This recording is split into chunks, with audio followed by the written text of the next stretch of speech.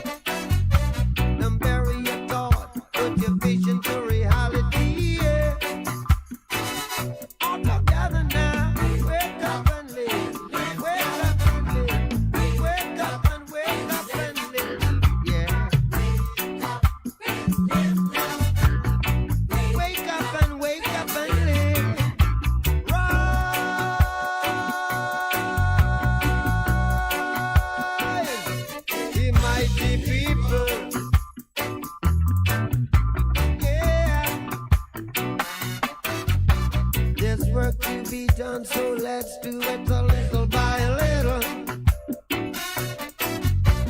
Rise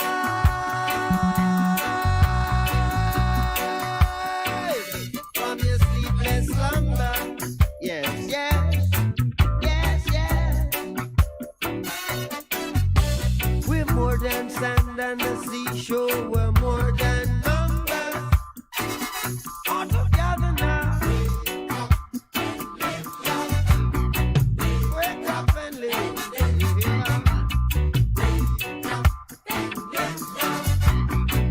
Wake up and live now. You see one cocoa full of basket. Already you see live big today. Tomorrow you're buried in a casket. One cocoa full of basket. Yeah, yes.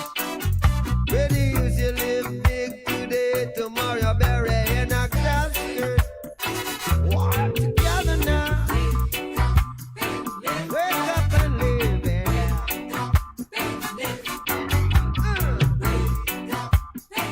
Wake up and live. Keep on playing.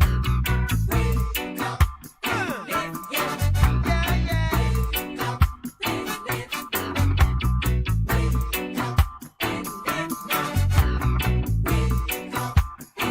Break it down.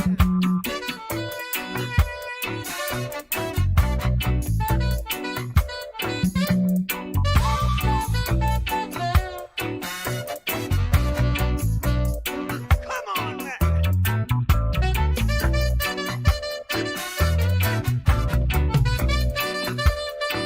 How's the feeling over there?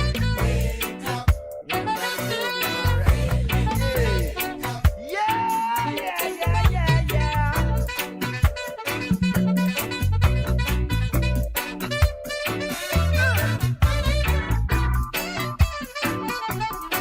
Come on, man. You gotta wake up and live.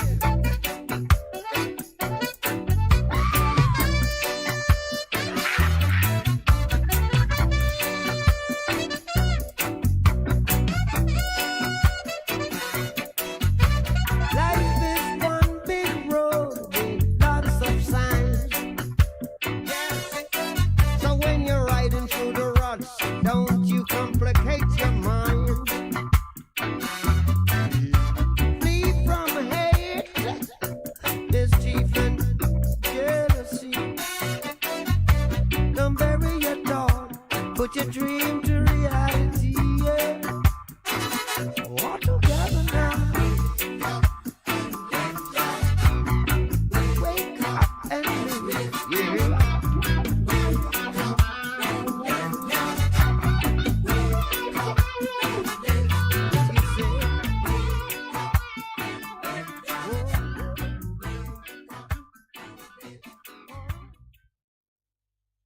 We can make a change.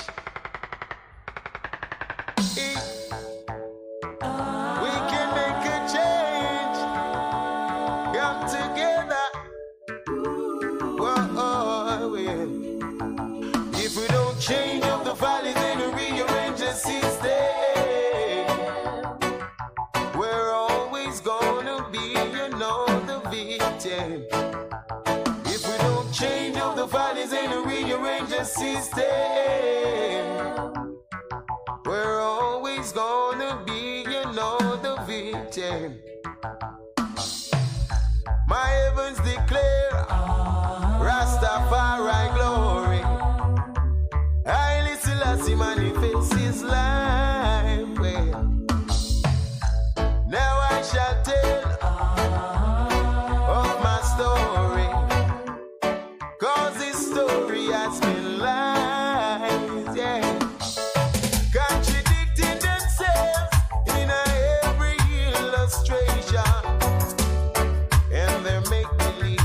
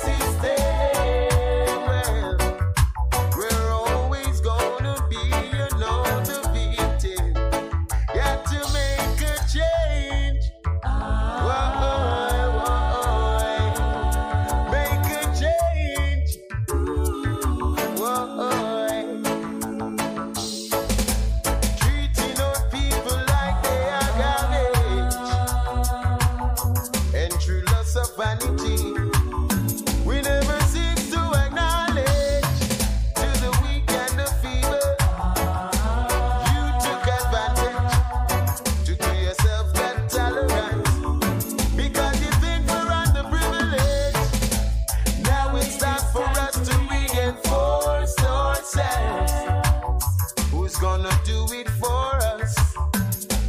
None but ourselves. If we don't change up the valleys and rearrange the system, we're always gonna be, you know, the victim.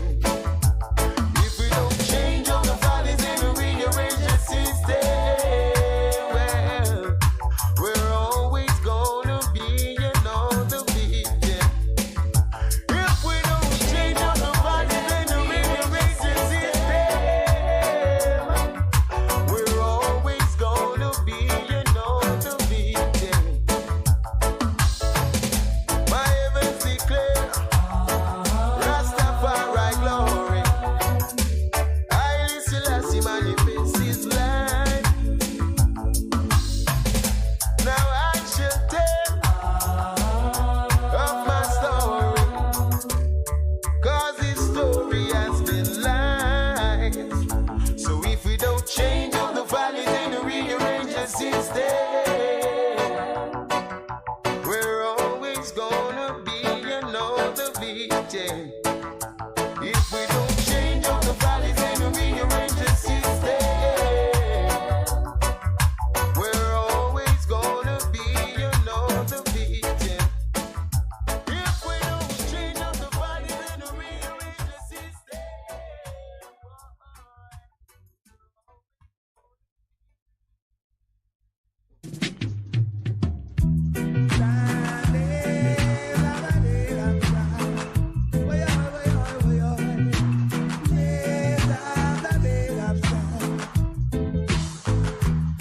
Do you know what it means to have a revolution? And what it takes to make a solution? Fighting against oppression. Ooh, yeah. Battering down depression. Oh, yeah.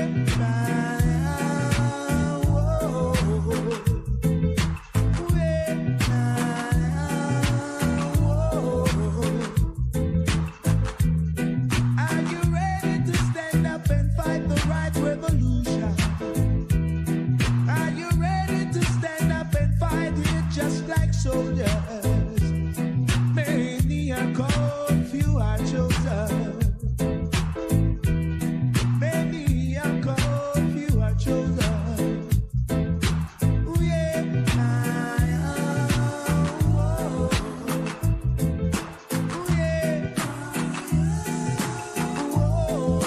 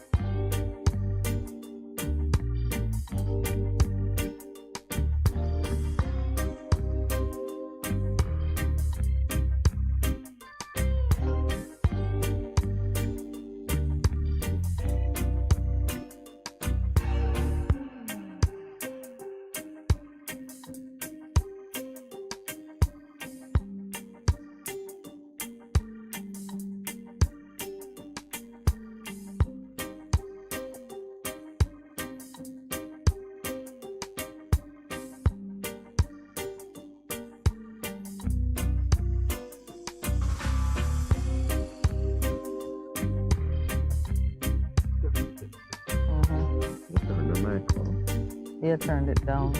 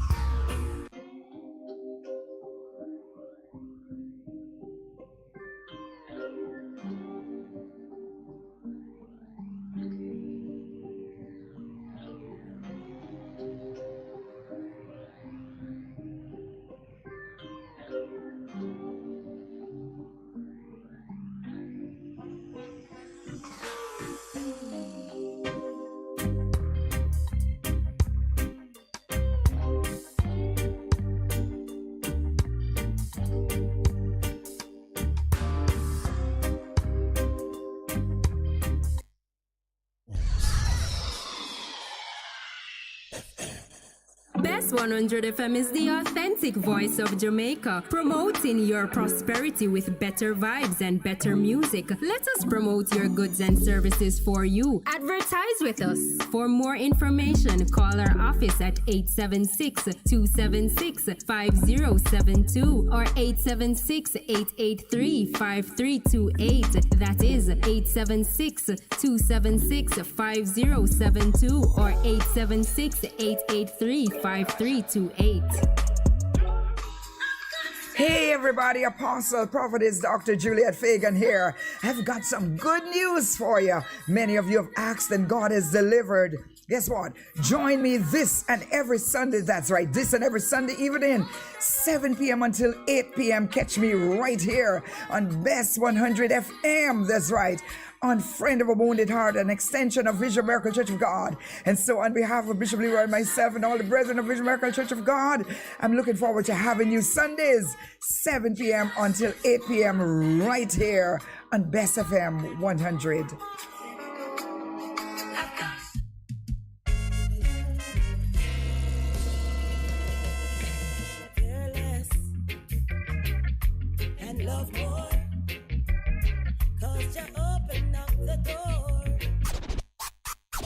Live, camera, volume.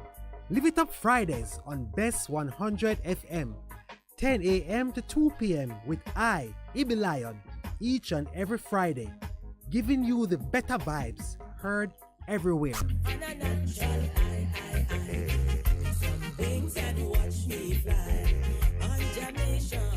Greetings, brothers and sisters. I invite you to join us for the Church of Our Lord Jesus Christ radio program with Elder Kendrick Murray, where we stand firm that Jesus Christ is the Son of God. This broadcast is heard every Saturday from 12 noon to 1 p.m. and again on Sundays from 4 to 5 p.m. The church is located at 3550 Pleasant Valley Road here in Mobile, Alabama in the United States. You may visit our website at sonofgodlives.org or our YouTube page at Minister K. Murray, or you may call us at area code 251-300-8812. God bless you, and we look forward to you tuning in to the program. Crystal Clear and Sharp Vision Ultra Clear is a total natural herbs formulated to activate the adult replacement stem cells in your body, sending them to the eyes to repair the damaged cells. Take 1 teaspoon daily in hot water and watch the improvement in your vision. To get yours, call Hafco Herbs 876-540-8871. That's 540-8871 or WhatsApp 533-0462. Vejan Printers for all your printing needs. We specialize in calendars, flyers, brochures, and more. Call us today at 968-7506. That's 968-7506. Or visit us at 4 East Bloomsbury Road, off Haggard Park Road. Vejan Printers, your best choice in printing. It's good, it's better, but nothing beats. Best.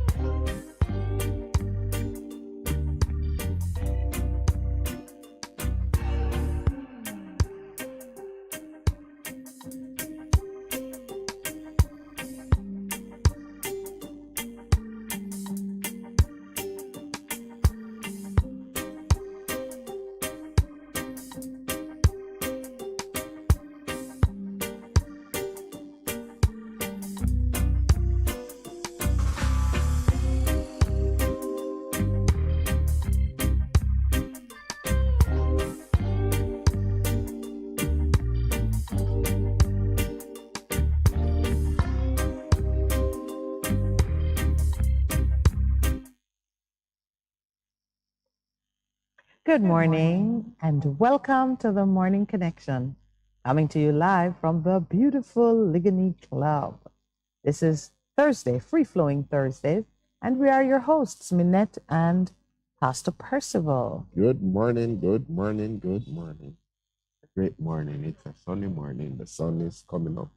And we also say a very lively good morning to those back at studio, the Bess100 FM crew. Back in the studio, good morning, Lloydie. We miss you here. And of course, good morning to our producer who gets us well set up in the gardens of the Ligony Club. We're very pleased to be with you today. Which one? The hanging gardens of Persia, Babylon? Babylon or Persia. Oh, you know, when we passed through Turkey, actually, you could see the tracks for that kind of development, because inside the airport itself, which had many, many levels, but when I saw them, I said to Lowell, you see, look at that, the hanging garden. Yes, so they try to reproduce that. But you know, you can well understand in those cultures where the temperature, the climate can be so extreme outside of a building that you would want to bring the outdoors indoors. Of course, here in Jamaica, there's no need for that. The outdoors and the indoors appear to merge where we are under this giant mango tree, and the mangoes have begun to fall. And they're falling again. Mango season. It's raining mangoes. It is raining mangoes. And some crops have started to come in. East Indian, We are Julie. seeing mangoes. So those of you who love to... Number 9. That's for Earl. Yes, for the rate at which Earl been traveling the Caribbean, he's not missing mangoes right now. He's not missing mangoes. But it's just really a beautiful spot where we are located. The dining area is on the terrace, so it's open to the gardens, and we're looking right in. It is really a beautiful morning.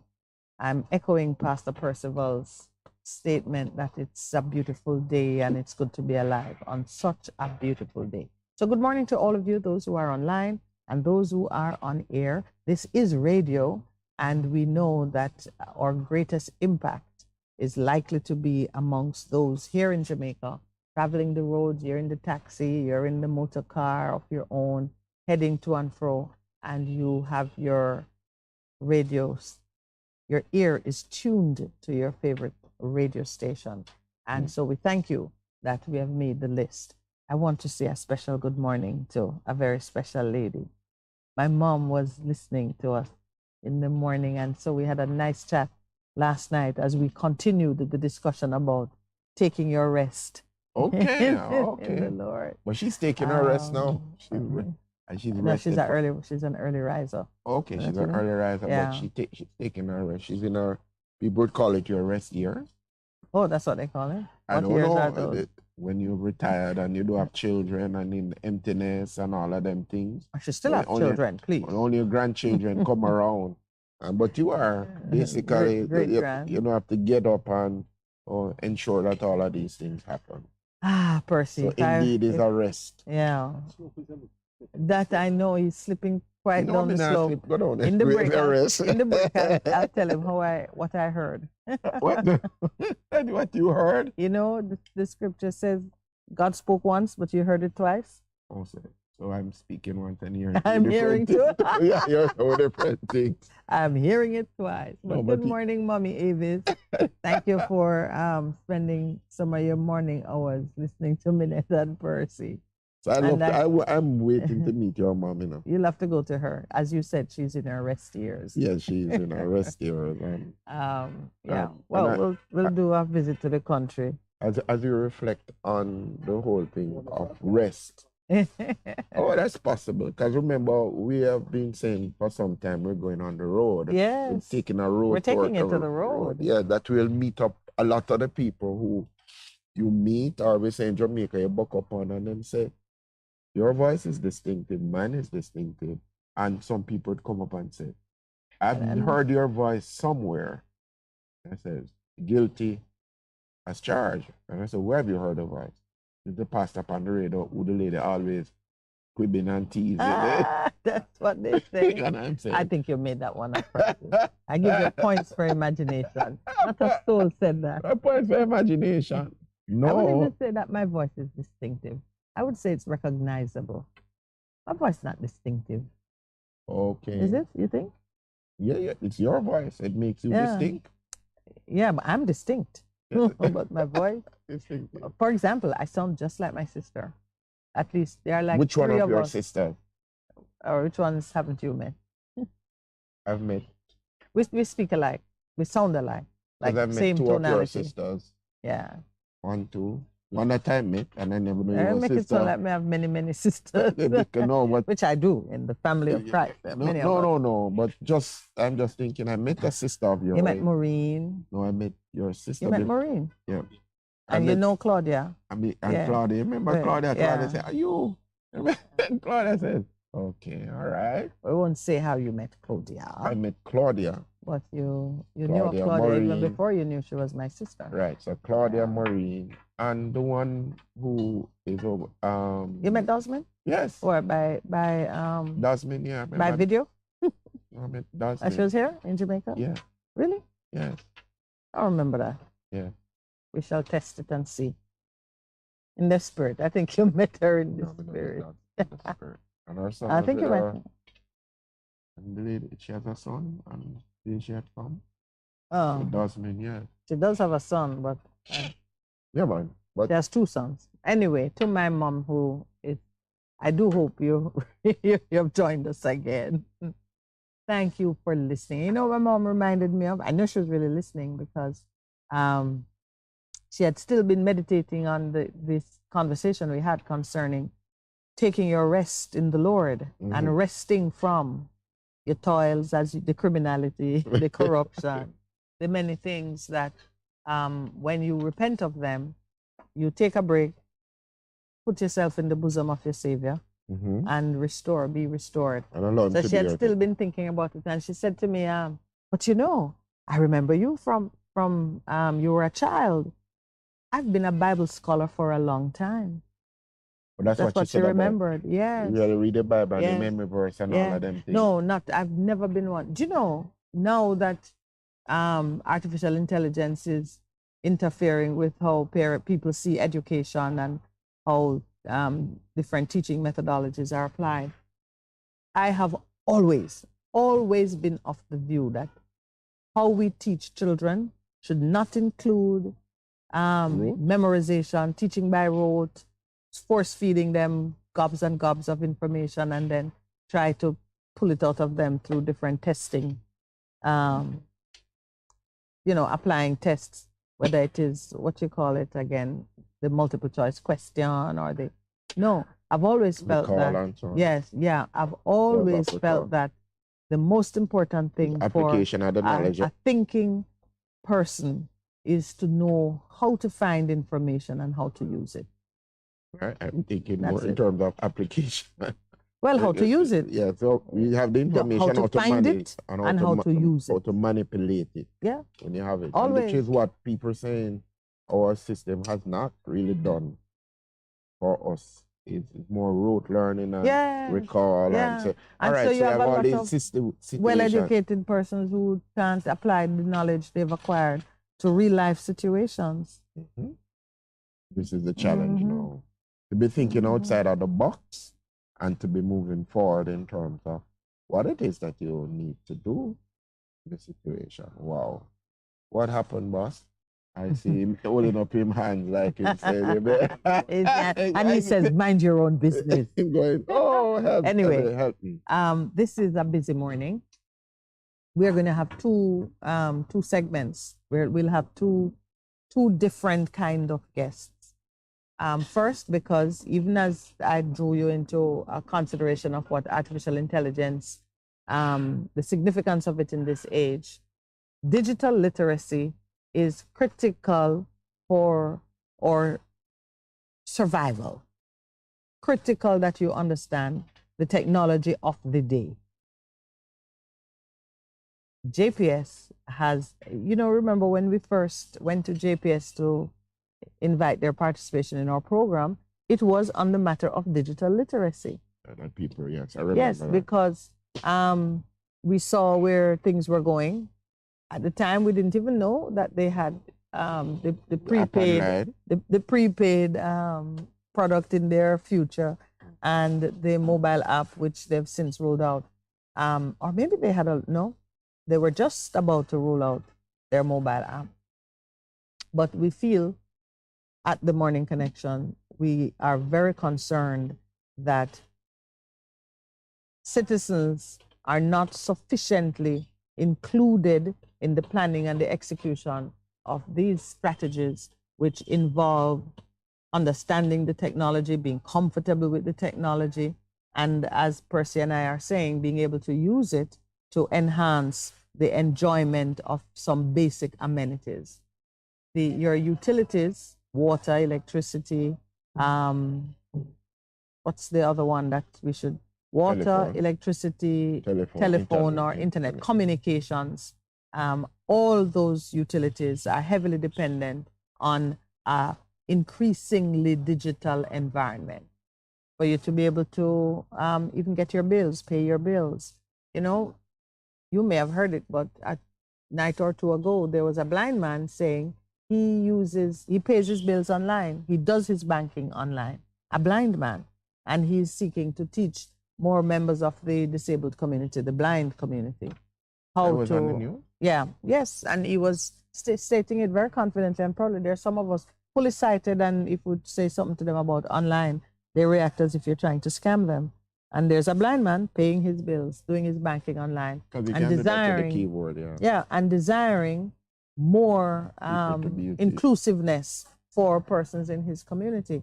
So digital literacy is a big, big thing. We cannot emphasize it enough.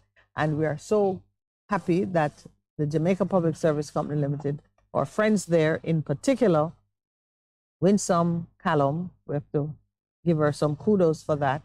Their Director of Communications, saw the value in forging a relationship with us. And here we are.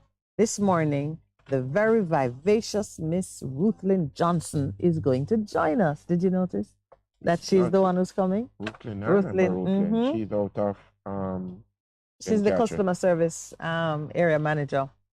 And when I call her name, I just remember her in that red, vibrant red. I love the color red. So anybody who wears red. And then she was very vibrant. And she's vivacious. We're really looking forward to seeing her. And she's going to be talking about the different initiatives and applications that can be done online using your JPS mobile app, how you can use it to enhance your use of the service and the control that it can give you. I am really looking forward to diving into that with her, because your energy bill is a substantial part of your budget. And in all the many ways you use energy, it's good to have a lot more control. And then the guests that really I'm really looking forward to, Dr. Barbara Carby, and I think it's also Dr. Patricia Green. Both of them are doctors. They're both PhD in their disciplines. So she's a doctor. They are our guests at 9 o'clock this morning. Please, if you're listening, that is the schedule. Our JPS segment will be at 8:30. And right after that, we will have Doctors Carby and Green sitting with us. They are representatives of a very interestingly named, maybe I would say eponymously named. I always wanted to use that word on air. Who are for? Eponymous. What does that mean, please? The name says what it is. So here we go. Yeah, that's what it means. An eponymous name is a name that is entirely descriptive, accurately descriptive of the thing. So that's so it's named after what it is. So if you did Percy Palmer Limited, what would that be? Percy Palmer Limited. You're Percy Palmer. So you name it after yourself. The name of their organization is Citizens' Rights to the City. So they believe the citizens have a right to the Absolutely. City. Yes. Citizens' Rights to the City. I love the name. The first time I saw it, I thought, it is completely lacking in imagination and completely filled with imagination. Yeah, because they say, what are we about? Citizens' rights to the city. And what do we fight for? Citizens' rights to the city. To be able I love to it. live and to do. And the producer said, where do you fight? In the city. so I love there's it. one similar, it probably will be the second city. Citizens' rights to the second city. Yes, Yeah.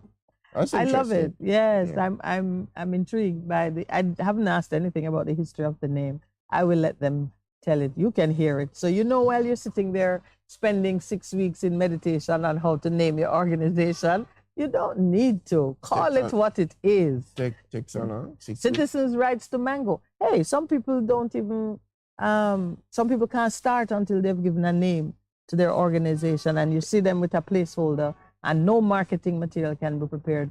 Nothing can be done because the name, let's talk about it, Percy. You say what's in a name? What's in a name? Plenty. Plenty is in a name. Yeah, when you talk about it in a spiritual sense.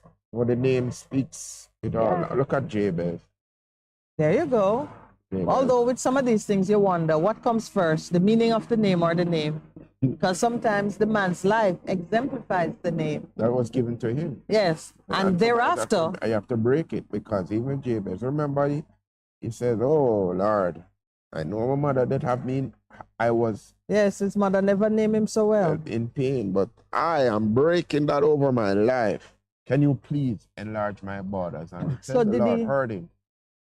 Mm-hmm. Second Chronicles. So you and I did this, a year ago. We were talking about what comes first, The the meaning or the name.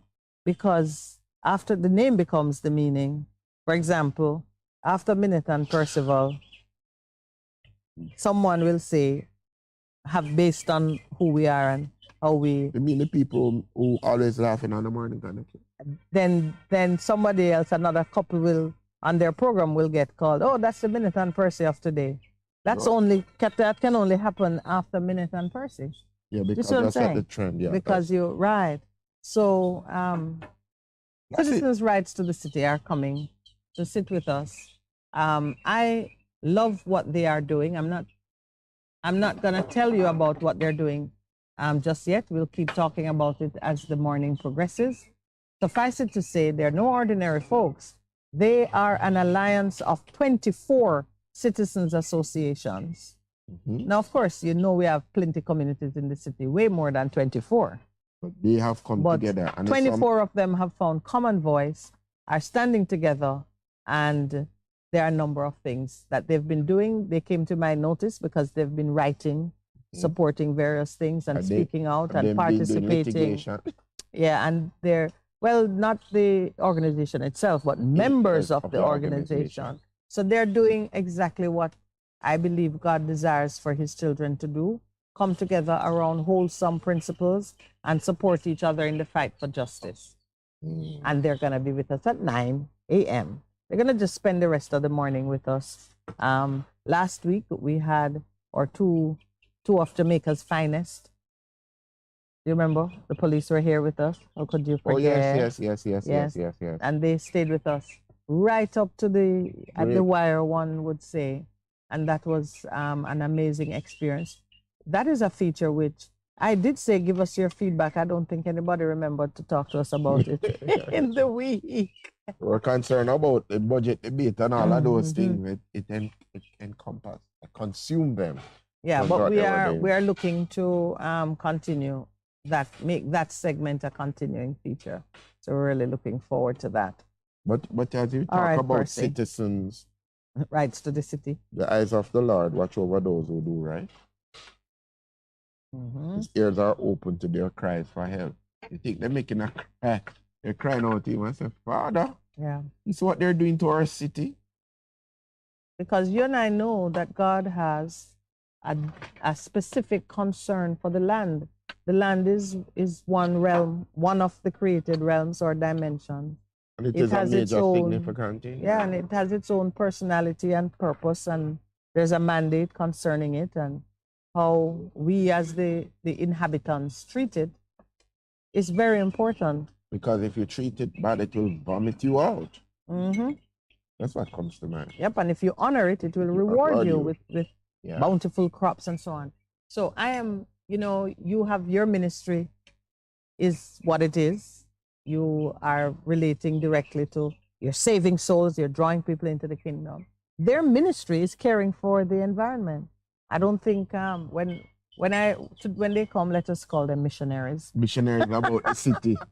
And see how our evangelists. Missionaries and evangelists they feel about it. Yeah. No, but it is serious because they rightly are saying too much block and steal. Too much. They're just saying, let us do this thing right and good, and let us adhere to the laws that are in existence. Let's not just ride roughshod over it, but let's hold it in a good tension. That I think in their thing they speak about the natural environment and what the built environment and waiting to see how it is. So let's give you some specifics then, since Percival is drawing us in that direction.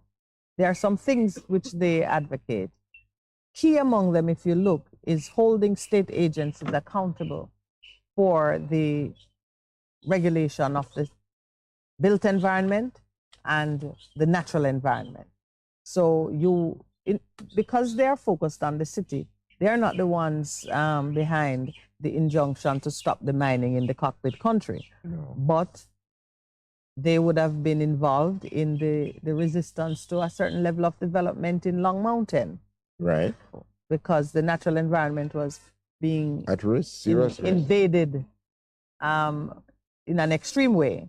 And I believe a lot of gains were made in that process. Though, of course, the houses were eventually constructed.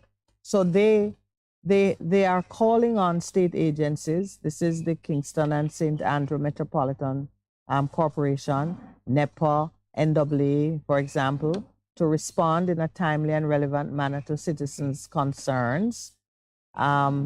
They are calling on NEPA and again the KCMC to enforce relevant legislation. And we'll talk about that. You've seen a lot more litigation in that space. Their members of their association are behind it. They're participating in the review and amendment of the Provisional Development Order for the Kingston Metropolitan Area. This is the 2017 Provisional Development Order.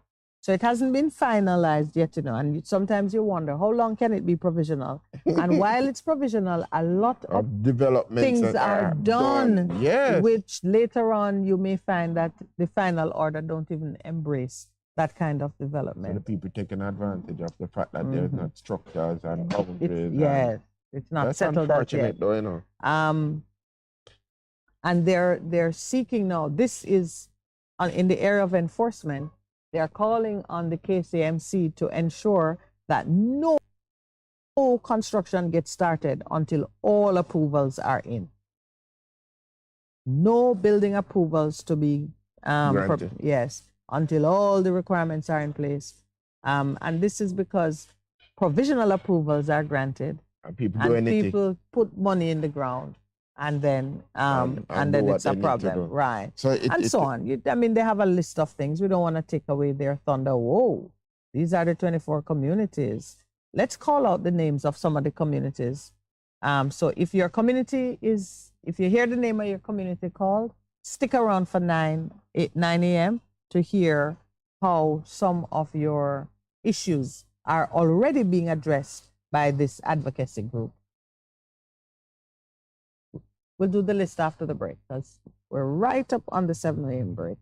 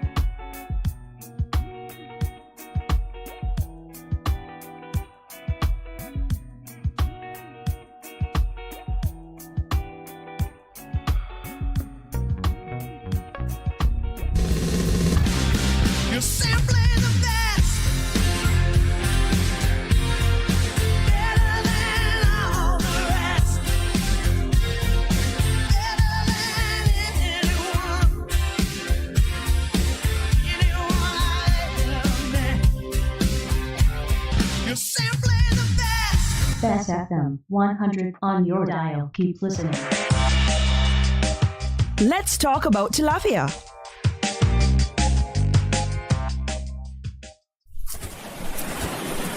Is where we going? Cause it seems like we're up on the road from morning and all know we can't reach. It's just over there, man. Relax now. I don't know why we never just pick up the fish from in the store. Cause it don't make no sense we drive all the way out here. Wayne, just chill now, man. I prefer to buy fresh fish and trust me, Chalky always have some big ones. When they, by the way? Oh, see him there. Blessings. Good morning, Miss Jackie. How you do, man? Good morning, Chalky. I am doing great. This is Wayne. Yes, greetings, brethren, greetings. Boy, may I say, every time your wife come here, she always tries to choose the best fish them for you, Greetings, man. I was wondering if you have any snapper leaf for me. Well, so I have a few put on, but I don't think it will be enough for you, You should have called me, man, so I could have saved some for you. I forgot. So what we're going to do, because that's the only fish my family like to eat. The kids, them afraid of too much bone. So Mr. Chalky, how are them fish their name? Cause I first me I see them. You see them man they know, them man they name tilapia. Some people call them freshwater fish or perch, but me I tell you, them eat good too, I think you will like them, man. Me know you wouldn't tell me anything different, man. Wayne, behave yourself. No worries, Miss Jackie. Healthy suspicion is natural. But Mr. Wayne, the tilapia have a good amount of health benefits, you know. It's good for your pressure cause it's not fatty. It's full of vitamins and minerals, and it can help improve your cholesterol levels. The good one. And it's good for bone strength too. And like me said before, it tastes good too. Interesting. Well, we may be willing to give it a try then, right, Jackie? Maybe. So tell me, Chalky, it full of bone? Cause me tell you about the kids them already, you know. Well, you see now, that is a next good thing about the tilapia. You see, it's not very bony, so the children them not go have too much trouble. And you see one more thing too, this fish is a good source of protein and can help with the weight management. So if you look for maintain the summer body and them something there while you exercise and so, this is a good fish for you eat. Alright, Win, make we try it now and see if the kids them like it. Alright, but what me want to know now is how much feet, because it sound like this are going to be expensive. Nah man, Mr. Wade, relax now man, nothing like that. Them your fish are cheaper than the one them out of the sea. Alright. Here what you do, Chalky. Just give me the snapper you have and make up the rest with the tilapia. I don't think the children going to know the difference when I don't season it up and thing. Alright, Miss Jackie. I'm going to clean them up nice for you and things. So when you go home, all you need to do, you just wash them in a little lime water and add up your seasoning them. Mr. Wayne, now put an extra big tilapia in the for you, alright? Miss Jackie, make sure you steam it down nice for you, alright?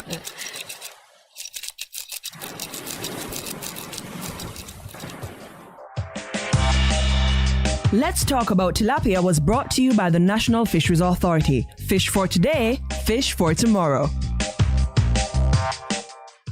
Did you know that starting April 1st, 2023, the government of Jamaica will no longer permit the sale of incandescent light bulbs? From this date onwards, only energy-efficient lighting like fluorescent and LEDs will be allowed for sale. Do you know how to identify an incandescent light bulb? Incandescent light bulbs have a wire filament inside that heats until the bulb glows. These bulbs produce both light and unnecessary heat. So, if your light bulb is very hot to the touch, it's time to switch. Switching to energy-efficient lighting will help you reduce energy consumption and save money on your light bill. Do the right thing for your pocket, your family, and or environment. Switch, conserve, and save. A message from the Ministry of Science, Energy, and Technology. Stay connected while on the go in Western Jamaica. The Montego Bay Metro Company now has free Wi-Fi access on all buses. To get connected, simply enable Wi-Fi on your smart device, click Montego Bay Metro and enter password Metro123 and you're good to go. And to help you know where our buses are, you can now access the Fleet Facts app and track our units. The app is available in the Google Play Store. Once downloaded, enter username MBM Commuter at 60961 and password Metro and start tracking. The Montego Bay Metro Company. Our drive is to serve. A production of the Jamaica Information Service, the voice of Jamaica.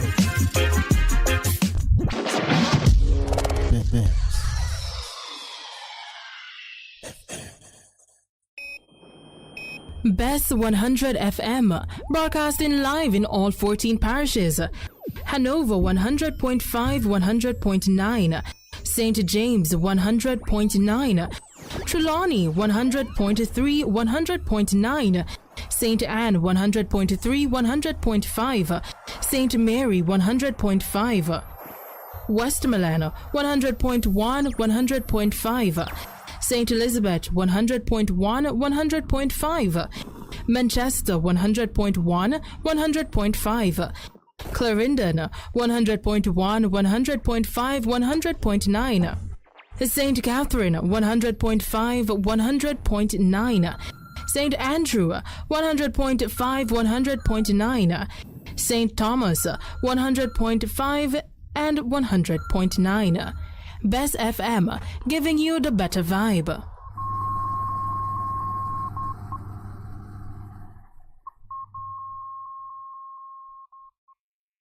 Bess Bess100 FM is the authentic voice of Jamaica, promoting your prosperity with better vibes and better music. Let us promote your goods and services for you. Advertise with us. For more information, call our office at 876-276-5072 or 876-883-5328. That is 876-276-5072 or 876-883-5328.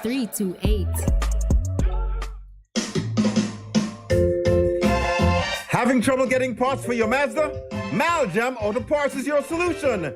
Find Maljam at the new and convenient location off Upper Waltham Park Road at 9 Kingswood Avenue. Maljam Auto Parts, with over 25 years experience, providing all Mazda parts, new and used. Call 923-4389 and 461-1786. Maljam Auto Parts, serving your Mazda needs. Hey everybody, Apostle, Prophetess, Dr. Juliet Fagan here. I've got some good news for you. Many of you have asked and God has delivered.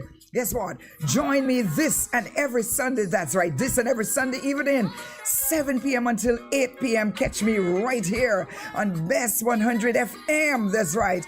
On Friend of a Wounded Heart, an extension of Vision Miracle Church of God. And so on behalf of Bishop Leroy and myself and all the brethren of Vision Miracle Church of God, I'm looking forward to having you Sundays, 7 p.m. until 8 p.m. right here on Bess FM-100.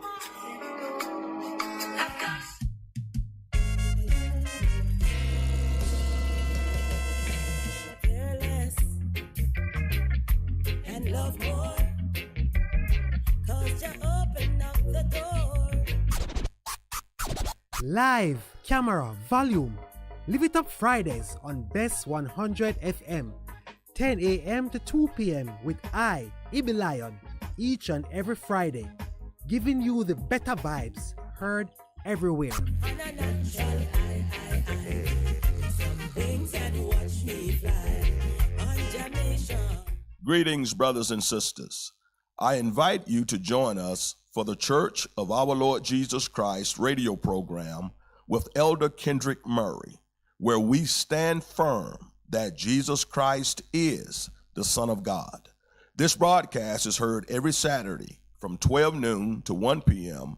and again on Sundays from 4 to 5 p.m. The church is located at 3550 Pleasant Valley Road here in Mobile, Alabama, in the United States. You may visit our website at sonofgodlives.org or our YouTube page at Minister K. Murray. Or you may call us at area code 251-300-8812. God bless you, and we look forward to you tuning in to the program. Crystal Clear and Sharp Vision Ultra Clear is a total natural herbs formulated to activate the adult replacement stem cells in your body, sending them to the eyes to repair the damaged cells. Take 1 teaspoon daily in hot water and watch the improvement in your vision. To get yours, call Hafco Herbs 876-540-8871. That's 540-8871 or WhatsApp 533-0462. Vejan Printers for all your printing needs. We specialize in calendars, flyers, brochures, and more. Call us today at 968-7506. That's 968-7506. Or visit us at 4 East Bloomsbury Road, off Hagley Park Road. Vejan Printers, your best choice in printing. The Morning Connection is not your usual talk show.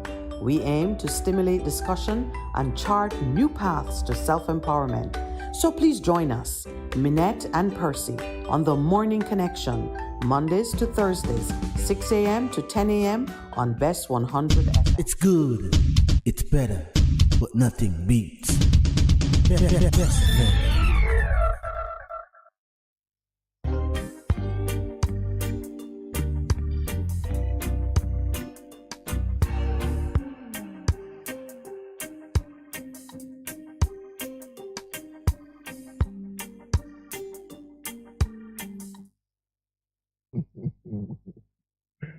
Good morning, welcome back to the Morning Connection. That sounds so very cute. in terms of what was said. Yes, there. But you asked, what scripture do you come back with? Did I ask you that, Pastor Percival? And I ponder, what am I saying this morning? I was looking on the news and I saw where the Constitutional Reform Committee has been constituted, has been appointed by the Prime Minister. And the Constitution, is our covenant, which is between the people, citizen and citizen, and citizens and state. Citizens and state, and that's important. Now, Proverbs 29 and verse 18 says something, and I want to just look at it a bit. It says, where there's no vision, people perish. But when you look at that verse, the 18, and go through the different versions, it says, one of them, this is from the Amplified. Where there's no vision, the people cast off restraint and die. That's one. Where there's no vision or revelation of God and His Word, the people are unrestrained. All right, so vision has been translated to mean no revelation of God and His Word. No redemptive. And perish has been translated to mean they cast off the restraint. Yes, and so it ultimately leads to destruction. And the question that comes to mind is will there be a vision for the new constitution that is based upon the Word of God and how He has commanded us that we are to live our lives? Or is it, as you say a lot of times, the imaginations of man? I love that description. Imaginations of man, we pull it out of our own imagination. One says without revelation, people run wild. But one who follows divine instruction will that's what again, Psalm 30? No, Proverbs 29 verse 8. 29 verse 8. Yeah. Okay. The reason I asked you, I'm making a note of it, because during the break, before we took the break, we were looking at the communities which are represented by this citizen advocate group. Now, you know that from the first day we met, Percy and I have been saying to you, empower yourself and advocate for your own rights. Fight for what is yours. Do it together, because we also advocate unity, because there's great strength in unity. Mm-hmm. And I was going to read out a list of the communities. If you hear the name of your community, stay tuned, because there is an advocacy group that is fighting for the protection and preservation of citizens' rights in those communities. Whitcomb, Hopeview, New Haven, in the Kingston area. New Haven is down Duane Park, the flooding, you know that, right? Okay, well, see, you right away, you mentioned something that they would be addressing. St. Andrew Park in Kingston. That's right, in the Halfway Tree area. Stony Hill Community Group. I know that's not me, but there's a community group. There's Springway Citizens Association. Sandhurst, where is Sandhurst? Oh, All Up Road. In the Kingston 6 area. Yeah. Salisbury and its environs. Where's Salisbury? Kingston again. Probably Kingston. Queensway Citizens Association. No, Queensway is right. No. Kingston. Is there more than one? Oh. Paddington Terrace. Yes. Kingston 6 again. Hope Pastures, Kingston 6. New Kingston Citizens Association, that's the Kingston 5 area, I guess. Mona Heights. Yeah. Mullines Gardens. I know it's beginning to spread. Ligony East. Lee's Flat, but know where that is. Red Hills. Irish Town. Yes, it's gone all the way up. Harbor View and Harbor Drive. Yes. Havendale, Meadowbrook. Yes. Golden Triangle Neighborhood Association. That's a famous one. Kingston 6 area, yes? Okay. Freeport, Montego Bay. So it's the two cities. Right. Forest Hills Citizens Association. Yes, we know where Forest Hills is, right? Red Hills, near to Red Hills? Yeah, right. Okay. Edgecombe and Gainsborough Avenue. That's off Edgecombe. Kingston 6, Edgecombe area. Kingston 6 again. Eastwood Park. So we're now gone into where there's a lot of Eastwood commercial Park Gardens. where there's a lot of commercialization happening in the building. Yes, right? so the character of the neighborhood is changing. Cunningham, Stadium. Herb McKinley, Latham Avenue, Stadium. Charlemont Drive, Kingston 6. Barbican Community, Yeah. Blue Castle, Yes, I know where that is. up in the St. Right Andrew across North. from JC. Oh, from Because JC? it has an entrance on JC and one This that is comes from Jamaica College? Yeah. Oh, so it's not up in the hills? No. Is there a Blue Castle up in the hills? Yeah, Newcastle. Oh, not Blue Castle. Okay. And Acadia Citizens Association. So it is what I'm seeing is a makeup of different people. It's interesting. Montego Bay, you have rural, you have city. A lot of people are saying, but we need to do what we need to do to get it happen. So it's interesting. And I think it's going to expand. Yeah. But I do see, I'm going to say a preponderance, a high number of the high-value neighborhoods.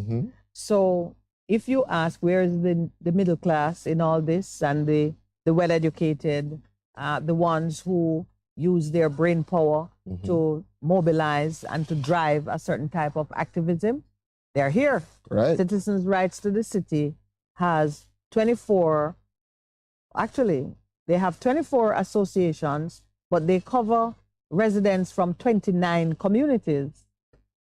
I like how that is. Yeah, they're comprised of 24 associations, but individual members, groups and members are drawn from 29 communities and they list them here. I've just shared it with you. If you heard the name of your community, and if you didn't, just know when they're here, you can discover how to become a part of it. Let me tell you, big things start in small movements. Well, that's scripture. Do not forget. Do not despise the day of small beginnings. Because today you open your window and you realize that, what happened? The whole place dark and gloomy. Why?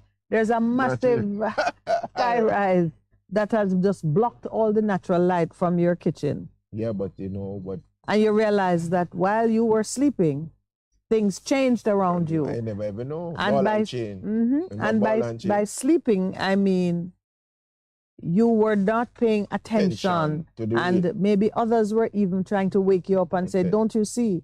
But you were too busy attending to other matters.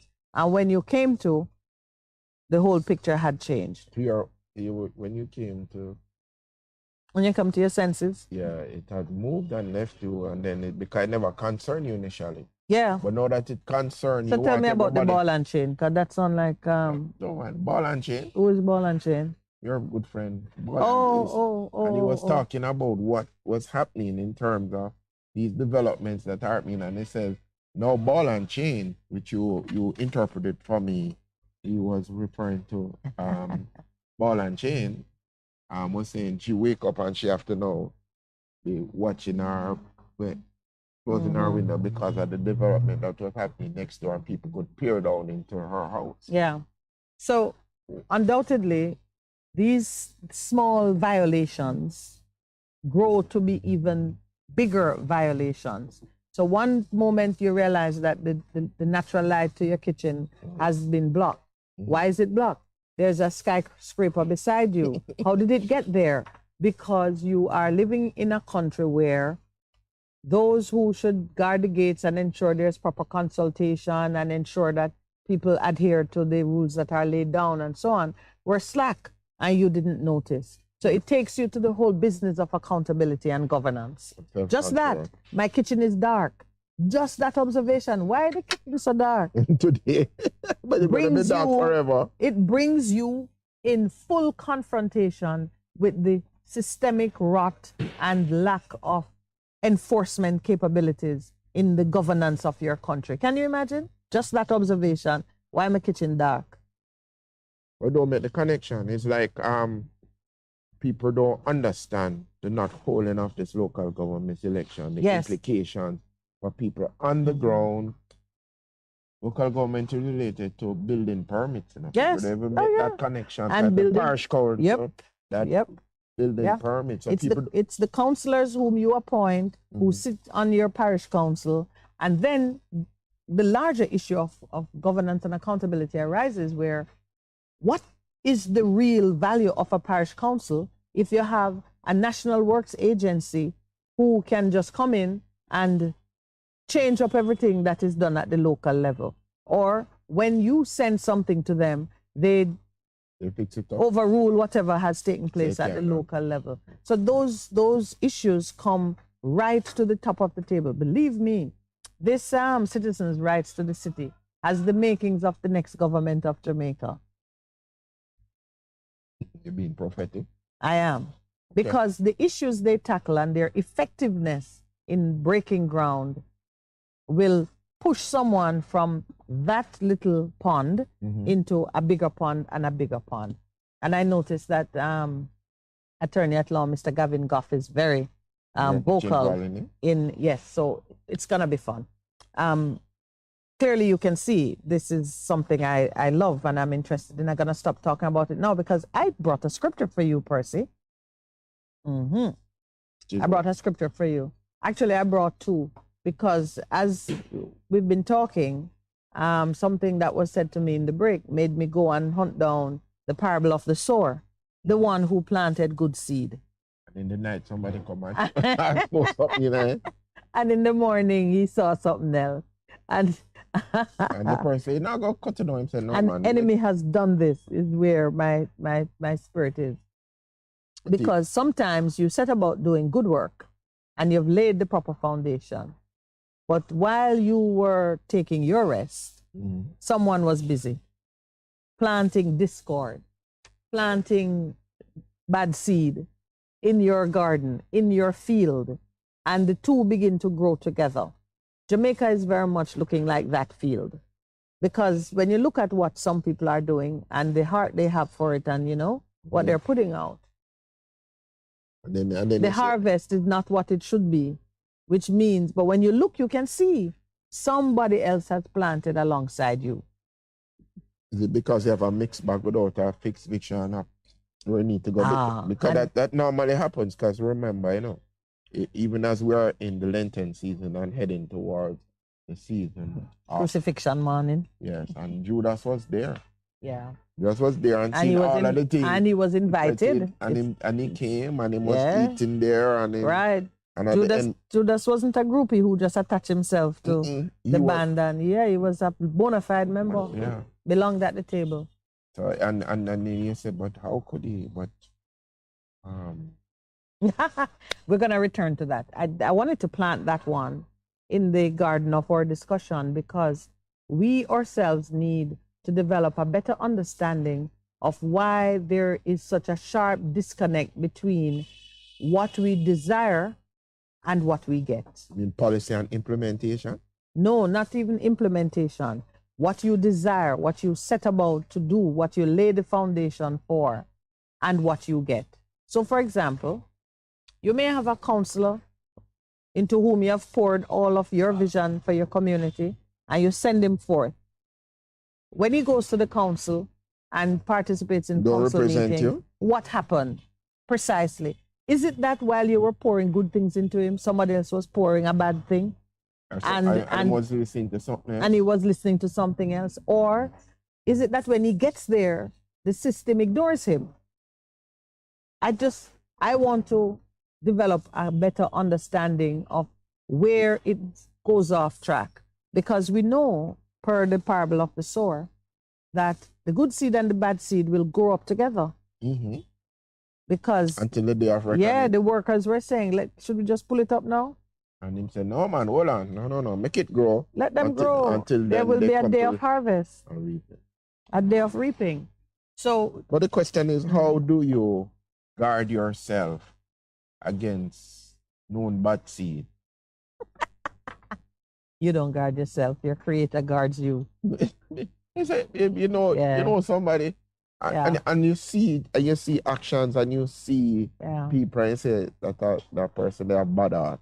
But remember, you know, and that, then they just leave them up to God and say, vengeance is mine, I'll repay. But you continue to have a good heart. But just remember now, I always like to run this simulation. Your father has many, many children. You're all his children. You're all equally loved unconditionally.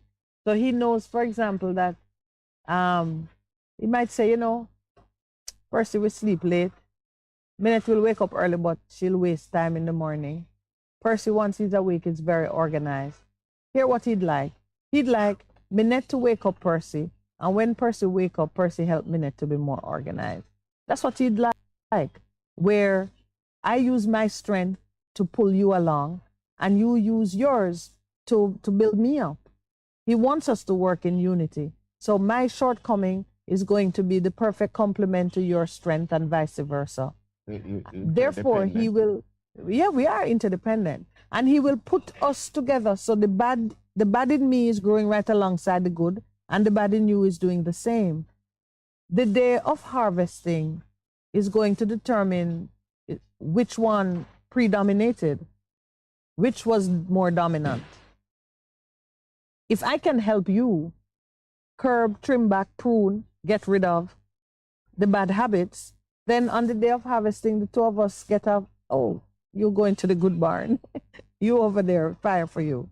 But the point I'm making is that we don't seek to eliminate what we don't understand or the things that we don't find favorable. We seek to change because we speak repentance and redemption. And if all the bad weeds or seeds were just removed from the garden, what would challenge us? You see them as a challenge. I see them as Some a people part see them of as how are a part of the growth process. I see them as part of how I improve myself and how I grow. Okay, so you see it as a part of the growth process. I call them grace builders. Well, same thing. Same thing. I said, you know, some people are in your life, and whatever you try to do to them, just always come back. And you just say, okay. That means you need to change them and make them family, since they're not gonna where. No, but Anyway, you know, it's a serious thing as they come up on the break. Some people come in your life to grow you, for you to become better. They are what I call grace builders. And when you recognize their purpose in your life, you treat them as such. You don't try to destroy them or dash them away. No, because they're grace builders. That the grace can flow even more in your life. Are we taking the break because I don't want to start a new idea and I have a radical new idea that I want to lay out. Okay, please stay with us. We'll be right back.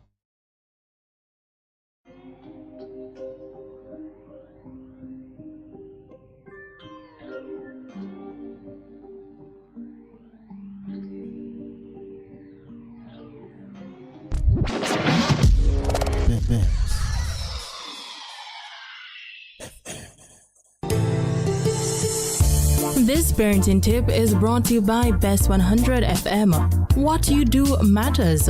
This is one of the most important principles. What you do makes a difference. Your kids are watching you. Don't react on the spur of the moment. Ask yourself, what do I want to accomplish? And is this likely to produce the result? Remember, good parenting helps foster empathy, honesty, self-reliance, self-control, kindness, cooperation, and cheerfulness. This parenting tip was brought to you by Bess100 FM, giving you the better vibe. One already, 200. Ready, mama. Ready. Is this the confusion you feel when trying to work your way through medical systems in Jamaica? Try a dose of Ask Dr. Mary every Thursday at 5 to 6 p.m. Let Dr. Mary help you understand your medical problems and bring you to a calmer place.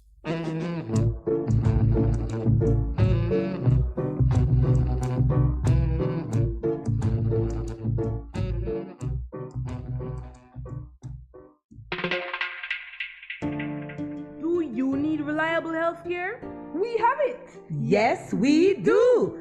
Great George Street Pharmacy. Shop number 897 Great George Street, Savannah, Lamar, Westmoreland. Opening hours, Mondays to Saturdays, 8:30 a.m. to 6 p.m. Call us at 876-603-7372 or WhatsApp us at 876-205-0499. Yes, we have reliable health care for you at Great George Street Pharmacy, Savannah, Lamar.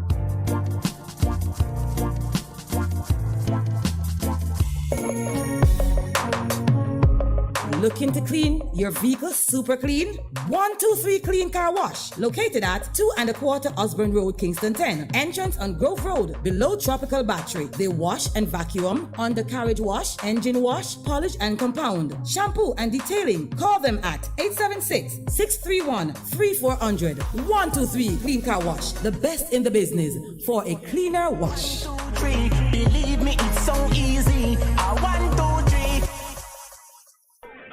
Half a tree, one and drive, half a tree.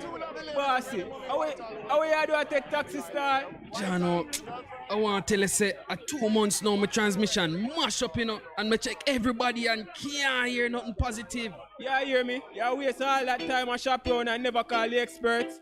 Winters Auto have them.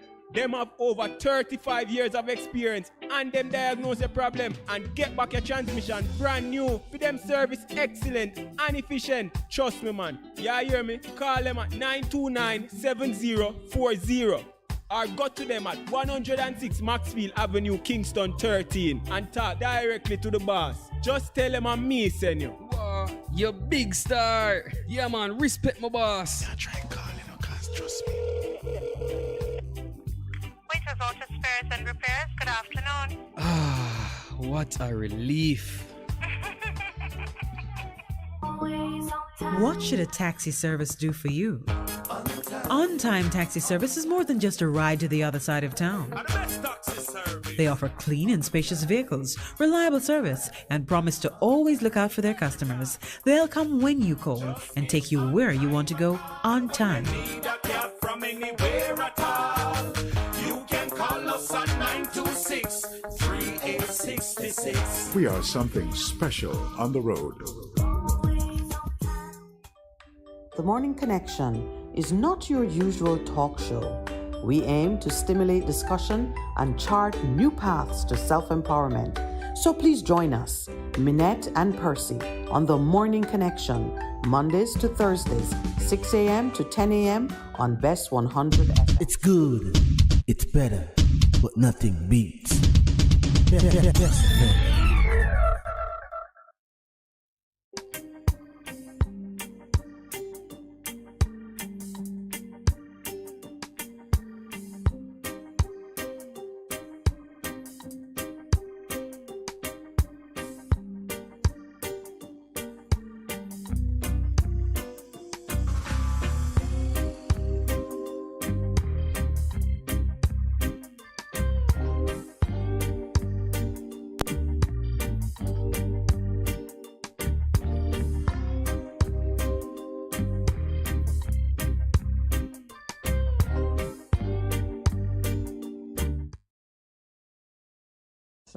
Welcome back to the Morning Connection. That as we were talking about, I call them grace builder. It's an interesting concept, but I say to people all the time, as an individual, you have control over how you respond in the situation. And for me, I always seek to respond rightly, but some of the time, you really have to count to 10, when some people come. Mm-hmm. Say, oh, but listen, I mean, you call them grace builders, and that gives it a very personal kind of tone because each of us are under construction, under development. Correct. We want to be our best selves. Correct. And it's not necessarily in the spiritual vein that you want to be as God designed you or ordained you to be. It's not even just that. If we want to be more in control of our emotions, more in control of our bodies, if we need to exercise more, eat better, practice some better personal hygiene things. Those kind of there are things. some people who set some standards for themselves. and you want to hit a high grade in those standards all the time. And then there are others, you want to be kinder, you want to be more patient with your children, you want to be, more disciplined in how you hit certain personal goals that you set yourself. 10 years ago, you said, by this time, I should have a house and 2 cars and be doing a vacation every 6 months or every 2 months.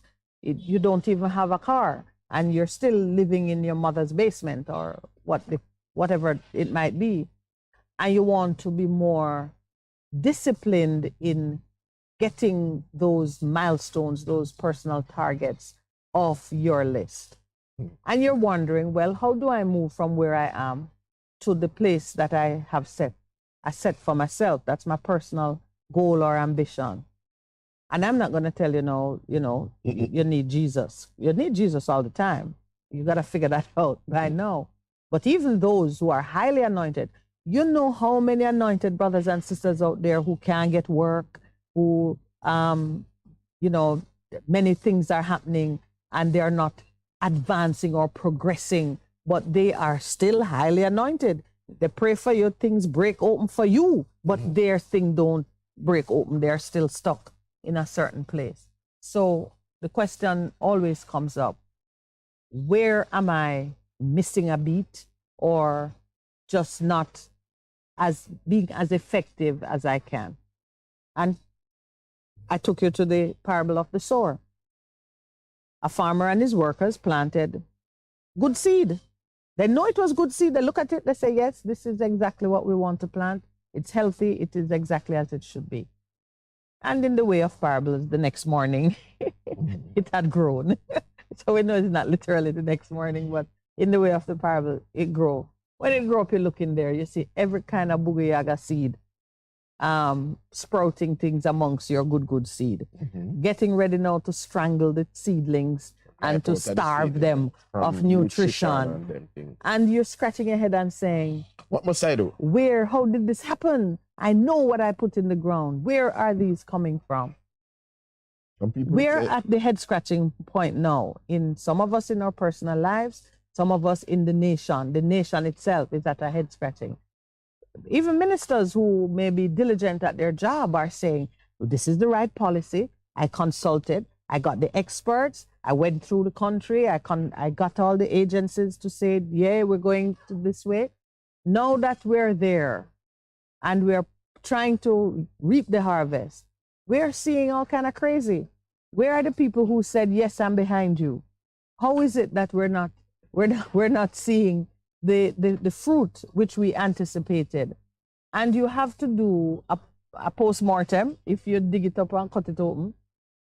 But you have to do the analysis to figure out where it breaks down. So I'm asking, in the story of the governance of Jamaica, we know that the Constitution is crap. I'm not talking about the Constitution anymore. I am now talking about the individuals who are Jamaicans in positions of influence and power. They're doing their work, some in the private sector, some in the public sector. And if you just look at the political structure, you have a councillor who lives in your neighborhood and he sees that you have a problem with drains or bad road or the school or whatever it might be. All of you said to him, Councillor X, this is what we want to see. You didn't talk to the minister, whatever it is, the MP, whatever. He is to advocate. He goes to the parish council meeting. The matter comes up for discussion. Or maybe it doesn't come up, but somebody has applied for a permit to do something which touches and concerns the area. I am anxious to know where's the breakdown? Where it breaks down. Is it that he does his best for you and somebody push him back? Who push him back? This is where Jamaica is. Or is it the system? Oh, absolutely. Did he get a promise and then the promise was withdrawn?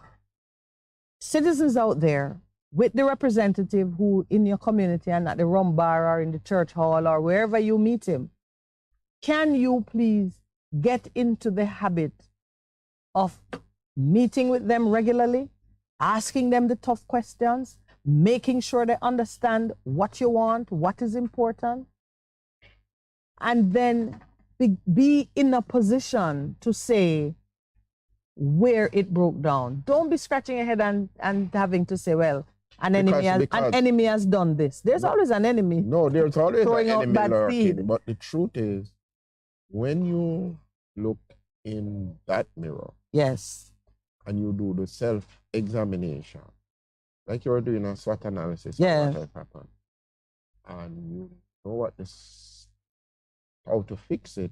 Most times, I believe, people don't have the will and the courage to say, this is where it wrong, man. It was me. Ah, it was me. You're taking me now to the conversation you and I were just having. Yeah, where did I go wrong? Yes. Was I transparent? And then to take the licks, because most people don't want to take no lick.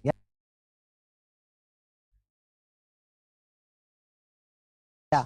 So now, you see, at the community level, we already know that a lot of citizens don't bother participate. It's only when the kitchen get dark, then realize, say, oh, when the people were trying to get me to protest against this big building going up. Because it wasn't next door to me. Yes. But it's the people them down the thing. Yeah, now it's my turn. And I have no one to stand with me. It's gone too far. So sometimes it is your own non-involvement in the process and lack of support.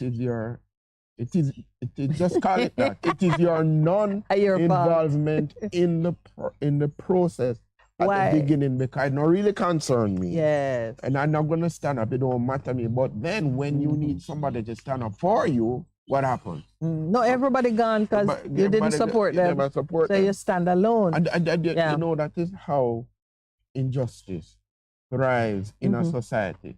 Because, that's how the enemy succeeds. Yeah, because I say, honor me. Yep. Selfishness. Self-interest. You don't want to build somebody else's prosperity. So there's that. And because you have been listening to the Morning Connection now almost 2 years, you are not one of those who stay out of the game and say it's not my business.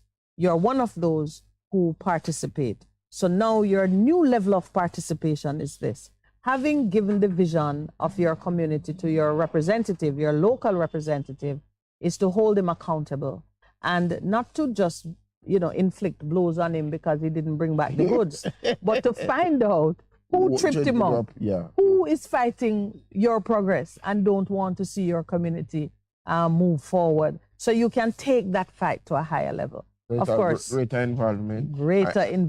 It's like going glory to glory, sir? Yeah. Because what I just remember in the conversations that Senator Crawford had on Tuesday, and he pointed to that fact. He says, the teachers, I just come out of the public square, the church has come out of the public square, and just leave everything up to the politics and say, what do you expect? I'm so sorry I missed your invigorating discussion with Damian Crawford, because yes, I am one of those who look at the church and say, you got to do your part. But really, it's church leaders you look at and say that, because who's the church? You're in a church, I'm in a church, Damian in a church. Who's the church? The politicians are in churches. Yeah. We are the church. Changing mindset.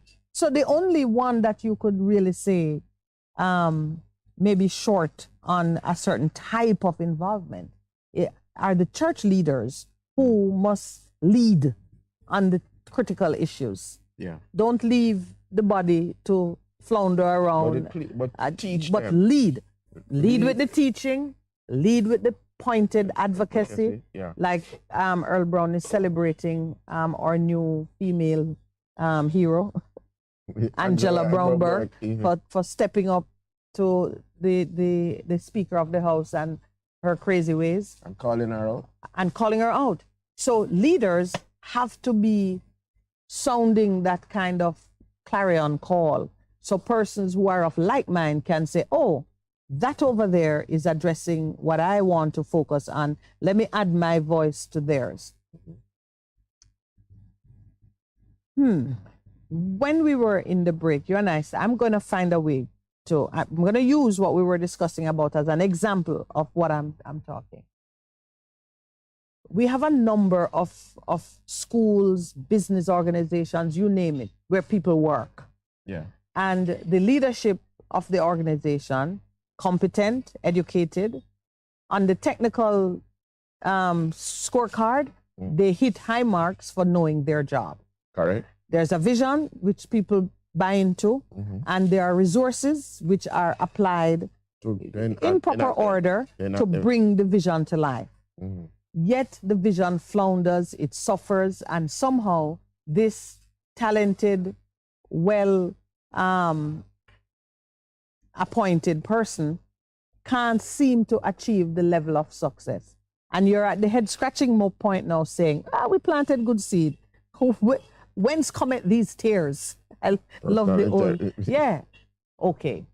When you begin to look into the deeper issues surrounding the person's integrity, morality, personal performance, behaviors, you find that they're sleeping with the staff, they're giving unfair advantage to whomever they like, maybe they have some, less than desirable way of administering things. You cannot be asking, how did this come about? Because you know that there are open doors which represent the tears that are sown by the enemy. You know. So I don't know enough, sis. So you have to confront it. But some of the challenges that we have, you go through into different organizations, all over the school, blah, blah, blah, and you say, why is this not happening? And everybody look and say, I don't know. But nobody wants to build the gap. But everybody is afraid of confronting the individual and say, but A, B, C, D, E. And that is a challenge we have across the board. But if things really are going to change, we have to have, we call it political will, just the will to confront and to say, you are standing in the way in terms of not just what you call a handful of people in the organization. It must be for everybody within the organization, which is what is happening in our country presently. Because we're not calling it out. And some people have keep missing it, You see this thing of integrity, which is related to people's morality, and people say they don't need that. It affects how people relate to leadership. Because I can't trust you. How am I going to trust you that you're going to do right according to me? How can I trust you when you are standing up and you're making all these pronouncements? What, sir? Want you return. Open door. Yeah, open door. Open door for the nation to suffer. Yeah, because there is no integrity at the very top, and it affects everybody. And it comes back to the point I was making, that where you may see a small, you see a symptom that looks minor, a small thing. For like, my kitchen is dark. And you're there wondering what happened to the natural light.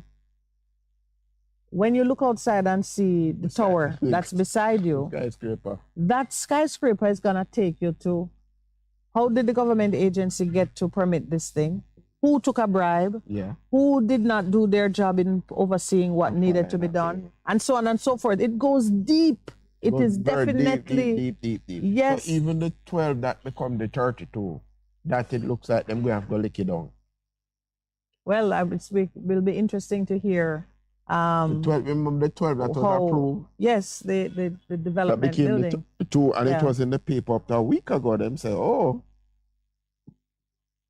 when it gone to the court and the court has made an order, wonder what that person going to do. I'm going to pay. If I was that judge, I say, all right, if you want to continue, I find you $200 million, which means you'd have just. Well, but the order has been made. The order was made. What? The court had made an order concerning, I believe so. Yes, but the developers are saying that they were already in dialogue with the authorities, the planning authorities, on how to remedy the problem and return to the 12. Because you can. You're taking down internal walls and reconfiguring. Because, of course, because they have not exceeded the footprint, you know. Think about it. You had a piece of land, you should put on a building that's divided in 12 rooms. You instead make it into, what you did was make it smaller, right? So if you take out the internals and so it can be done. Okay. So they said, but we are working to fix that problem. I think I see Dr. Carby. I think that's her. Yeah, so they're working to fix the problem. And then it brings up an issue now. Does the court have some kind of emotional skin in the game where if the regulator, whom they say should do the work, if the regulator says you can fix it this way, the court is still insisting that it should be, the court now have no stake in the game. You understand? The court needs to make whatever kind of order it does and follow through. I see Dr. Carby. Do you remember me? We'll work on it. We will work on it. All right, so I did promise you that we are having visitors in the next segment. That will be done in due course.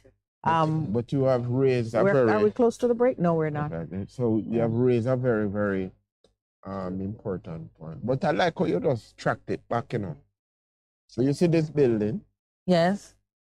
And you say, why is my kitchen dark? I must write something called Why is my kitchen dark? And then you track back and say, okay, now, what about the building permits? What about the approval? How did that go? And when you check for it, say, oh, somebody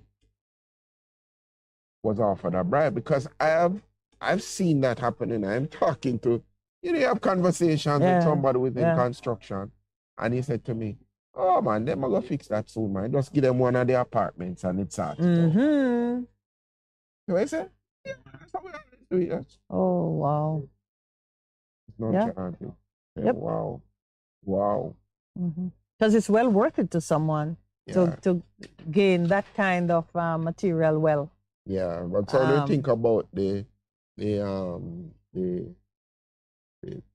which leads back to corruption, which is tied into integrity and governance. And it just, there you go. And the things, right? Anyway, I don't want to miss what inspired me this morning. I should use a different translation. You know how when you have to give up something, whether it happens as a result of an accident, you're in a motor vehicle accident and you're injured, and your injury prevents you from enjoying some activity that was very central to your life. Say you're a footballer and you have an accident and you can no longer play football. Right. You have to give that up. And in giving that up, the space that it leaves behind is filled by something else. You try to fill it, but some people move, depending on what is their mental state. It's filled by something else. It's filled by depression. if you want to take it literally. There's no vacuum. And that's scriptural too. If something used to afflict you and you get rid of it and you don't put something in the space, yes, you just have it there nice. All you do is clean it and leave. Something gonna come and occupy it. That's why they say nature abhors a vacuum. Which is a principle, but it's a mythical principle because there is no such thing as a vacuum in nature. Something occupies the space. It might not be the thing you desire and you can't see it. And so you say, so the physicists say that it is not a scientific principle. It is more a spiritual principle. That's what they say. That nature abhors a vacuum. Yeah, they say it's not science. Vacuum has antimatter. Yeah, the natural science, not the natural science. The natural scientists will say that and say if you cut the grass and try to leave it empty, a track will appear or something is going to appear that will make use of the space. Yeah. But back to my point. Sometimes you lose things because things change in your life and you have to move from one situation to a next, and it represents a loss. The Apostle Paul says, "Yet indeed, I also count all things loss for the excellence of the knowledge of Christ Jesus, my Lord. I stop there. Instead of the thing which occupied your time and your interest in days gone by, you fill it with the knowledge of God. Yes. And those things which are of your past, you are happy to discard them. I leave them behind. You leave them behind. You fill it with something new. This scripture was in my spirit this morning. You've got to stop mourning the things that you can no longer do and step into acquiring a new and more fulfilling interest. Because if through suffering the loss of those things, you gain a deeper relationship and knowledge of your Creator, it is gain. It always is gain. It's gain. And if you, I press towards the mark of the high calling, forgetting what is behind, it's an attitude of mind. You press on.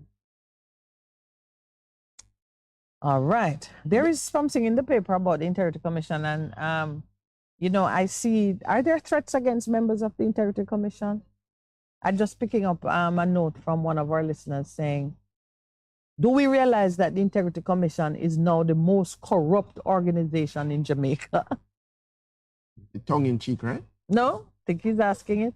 I suppose when you look at it, you're saying, okay, if that story about the Prime Minister, which was then replaced by the story about the Prime Minister being cleared, and then all the attention that but that is a strategy. Let me just call it out. Yeah. Deny, deflect, destroy. So now Warmington wants Integrity Commission's prosecutorial powers yanked. Do you remember that Mr. Warmington was the first one who made the big statement about Mark Golding's heritage and started this race issue? He is the one who just set the cat amongst the pigeons, and then others follow. And he needs to be careful, I'm calling He him made out, the statement. I am saying he was not addressed. No, they got rid of the political ombudsman's office in the name of Jesus. And now they're going for the Integrity Commission that they created. Yeah. Because I got a call, from the clerk of the Parliament. So we must go to resubmit yes. So now I see what is happening. Let's take the break and consider that when we return. You're simply the best.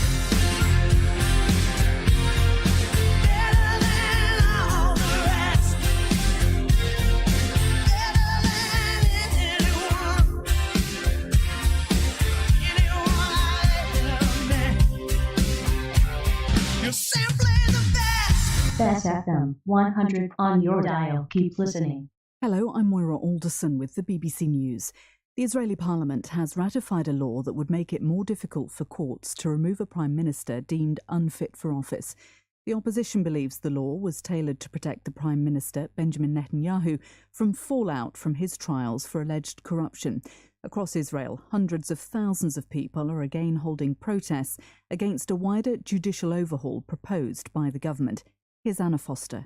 There are people who are supportive of those moves by the government to try and take a greater level of control away, to try and, as many of the protesters see it, to try and remove democracy from this nation altogether. And that, I think, is where the inherent danger lies, because there are these two very different camps and these two very different opinions. And at some point, they're going to have to reconcile. And people worry about the long-term impact that could have on the future of Israel.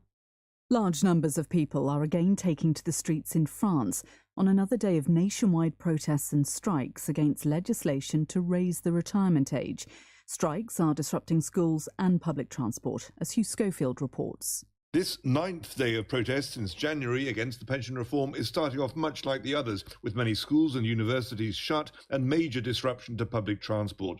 The difference is that after President Macron's decision to force the pension bill through the National Assembly without a vote on the text, the atmosphere is much more tense. In the morning, protesters briefly blocked the main access road to Charles de Gaulle Airport in Paris, and others have invaded the tracks at the Gare de Lyon train station. Police are on maximum alert because of fears that the day's demonstrations could turn violent.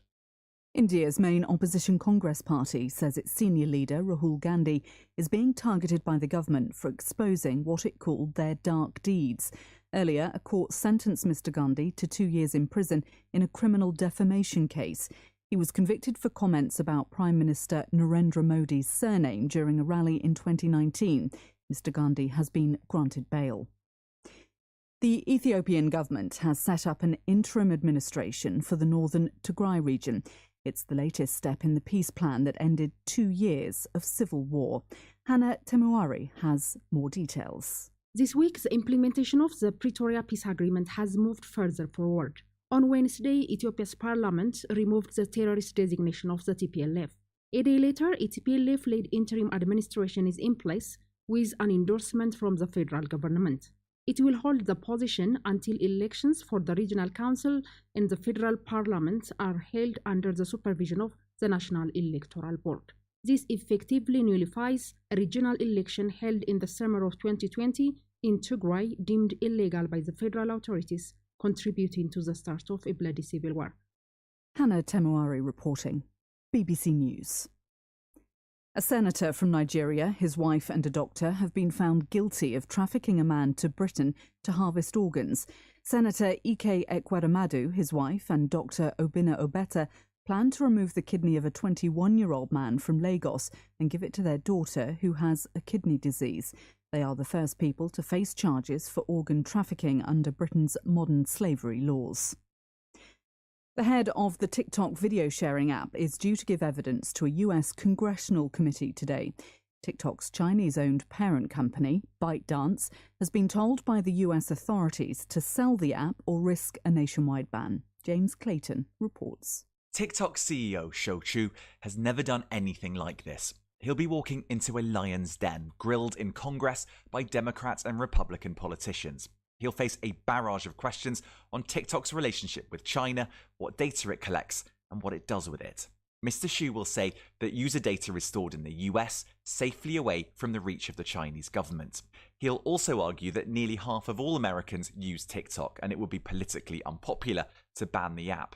He knows politicians from all sides want to see the platform either sold or restricted in the US. How he performs could well have an impact on the future of TikTok. James Clayton with that report. Japanese media say the board of the troubled engineering firm Toshiba have agreed to a buyout offer. The takeover by a consortium of about 20 Japanese companies is said to be worth $15 billion. It's unclear if activist funds that own about a quarter of Toshiba's stock will agree to the firm going private.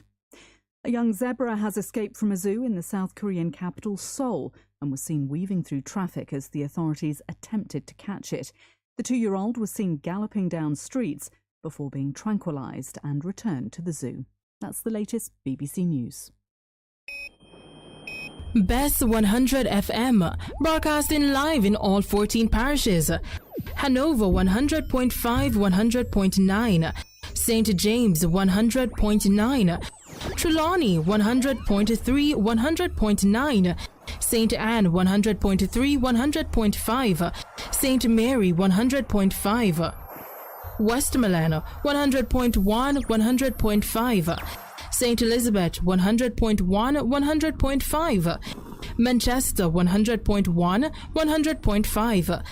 Clarendon 100.1, 100.5, 100.9. St. Catherine 100.5, 100.9. St. Andrew 100.5, 100.9. St. Thomas 100.5 and 100.9. Bess FM, giving you the better vibe.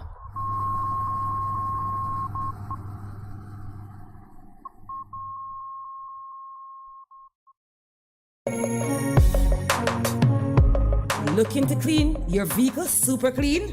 123 Clean Car Wash, located at 2 1/4 Osborne Road, Kingston 10. Entrance on Grove Road, below Tropical Battery. They wash and vacuum, undercarriage wash, engine wash, polish and compound, shampoo and detailing. Call them at 876-631-3400. 123 Clean Car Wash, the best in the business for a cleaner wash. 1, 2, 3, believe me, it's so easy. 1, 2, 3. Half a tree, 100, half a tree. Bossy, how you do I take taxi star? Jano, I want to tell you, say, 2 months now, my transmission mash up, and I check everybody and can't hear nothing positive. Yeah, hear me? You waste all that time I shop around and never call the experts. Winters Auto have them. Them have over 35 years of experience and them diagnose the problem and get back your transmission brand new. For them service excellent and efficient. Trust me, man. Yeah, hear me? Call them at 929-7040 or go to them at 106 Maxfield Avenue, Kingston 13 and talk directly to the boss. Just tell them I'm me, send you. Wow, you big star. Yeah, man, respect my boss. Yeah, try calling, cause trust me. Waiters Auto Spares and Repairs, good afternoon. What a relief. What should a taxi service do for you? On-Time Taxi Service is more than just a ride to the other side of town. They offer clean and spacious vehicles, reliable service, and promise to always look out for their customers. They'll come when you call and take you where you want to go on time. From anywhere at all. You can call us at 926-3866. We are something special on the road.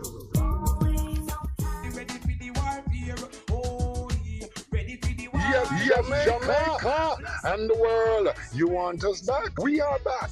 The Breakthrough Deliverance Ministry, led by me, the prophet Mark Stewart, right here on Bess100 FM. This and every Thursday night from 9 p.m. to 12 midnight. Yes, it's War Room Thursday. Come on out and join us, each and every one, on Bess100 FM, 100.1, 357 and 9. Come on out. Join me, the prophet, Reverend Mark Stewart, and of course, the boss shot, Apostle Marshall. Come for your healing, breakthrough, deliverance, the prayer, the miracle, the word, the testimony, and so much more. Yes, my friends, Bess100 FM, War Room Thursday, 9 p.m. to 12 midnight. Join us. We are going to lick it till it busts.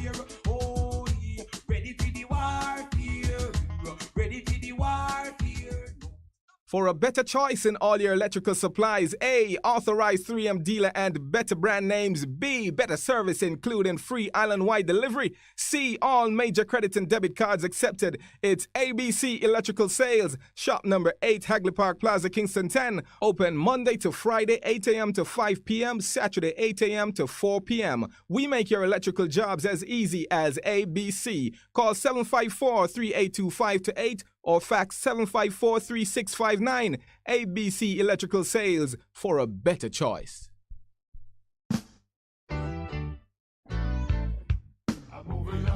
Bess100 FM presents the Mature and Moving Up Show with Lascelles Butch Chen on Thursdays from 6 to 9 p.m. Welcome to this pioneering radio program on our continuing worth in our maturing years, compellingly defined to educate and liberate the younger generation. Tune in and welcome. Bess100 FM is the authentic voice of Jamaica, promoting your prosperity with better vibes and better music. Let us promote your goods and services for you. Advertise with us.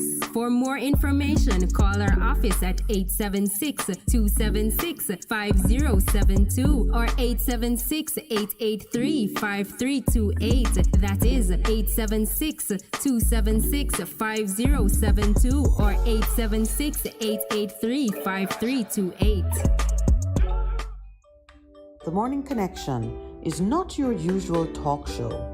We aim to stimulate discussion and chart new paths to self-empowerment. So please join us, Minett and Percy, on the Morning Connection, Mondays to Thursdays, 6 a.m. to 10 a.m. on Bess100 FM. It's good, it's better, but nothing beats Bess FM.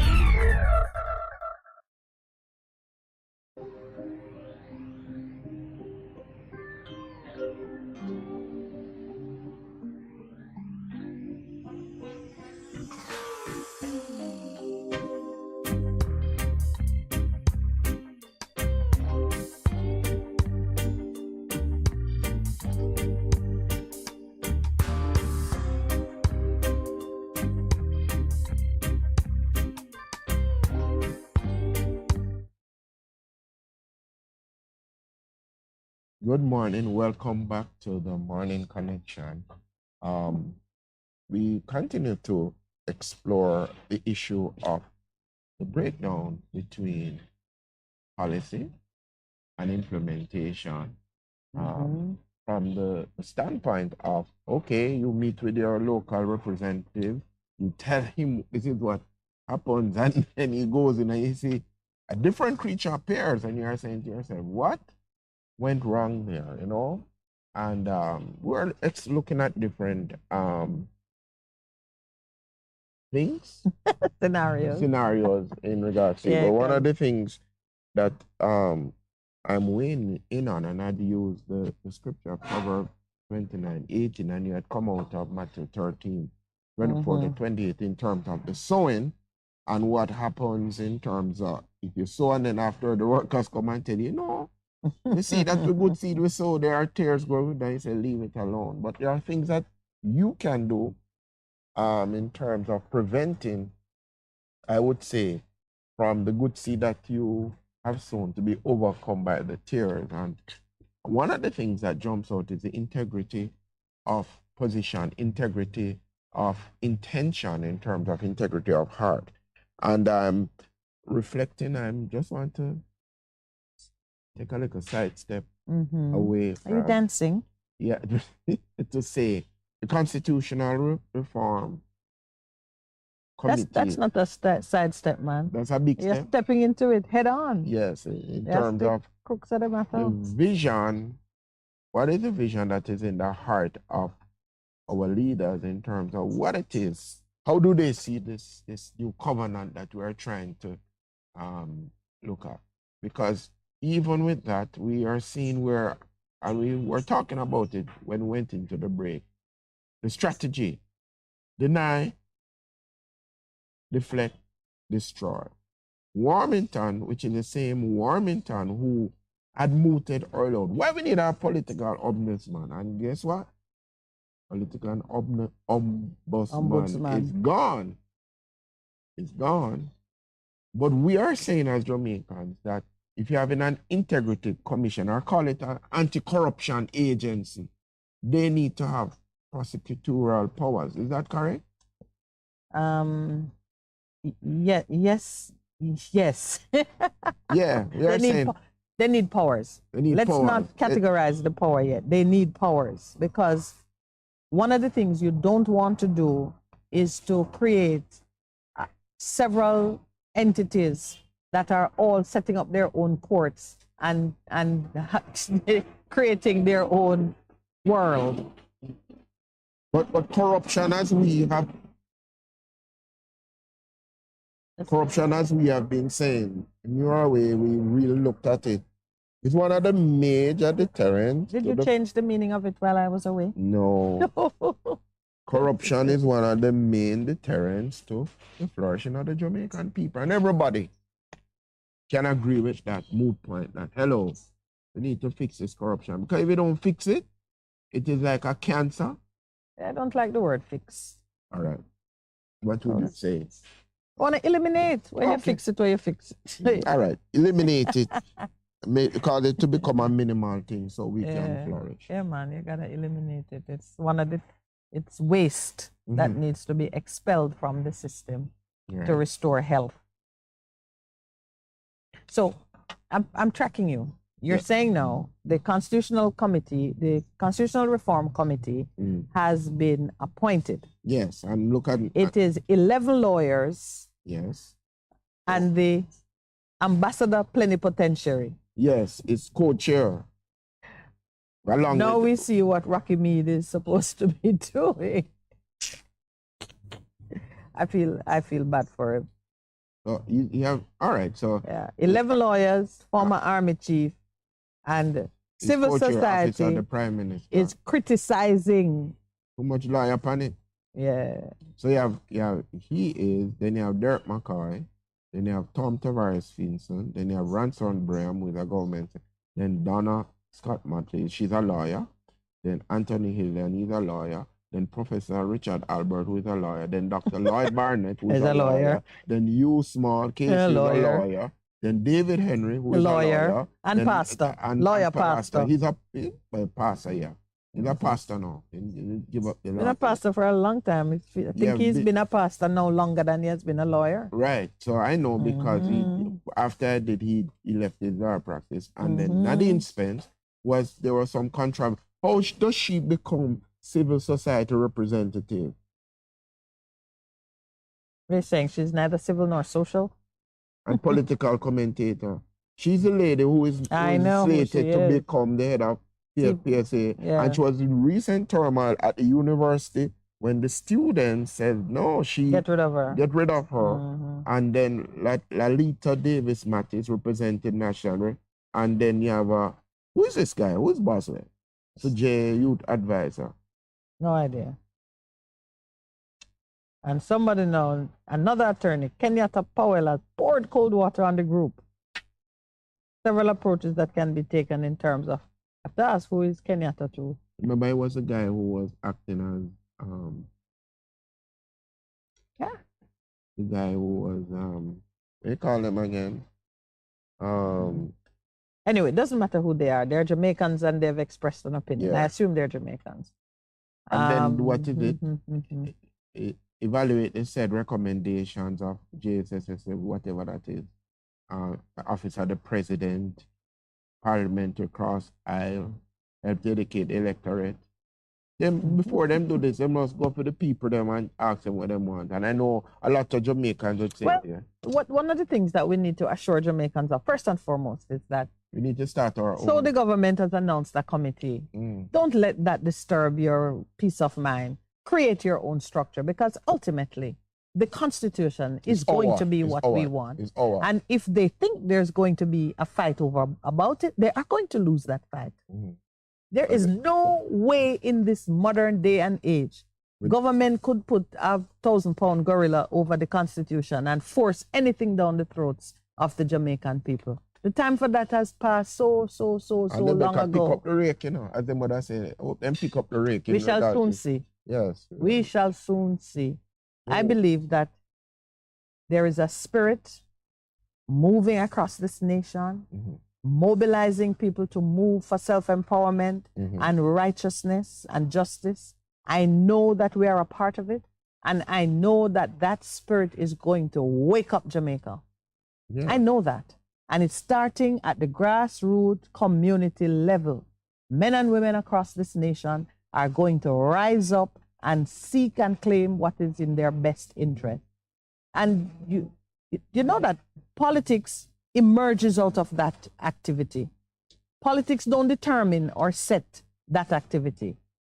Your political structure, the representation that you get, will be the fruit of that endeavor. And I really hope that Jamaicans understand that what they have been praying for has come. Just say your salvation is here. It is here. And we're going to make the best use of it. Earlier when I was going to that scripture that I shared with you, where the Apostle Paul was saying the things that he has lost. I mean, he was quite the zealot himself. He was, resisting.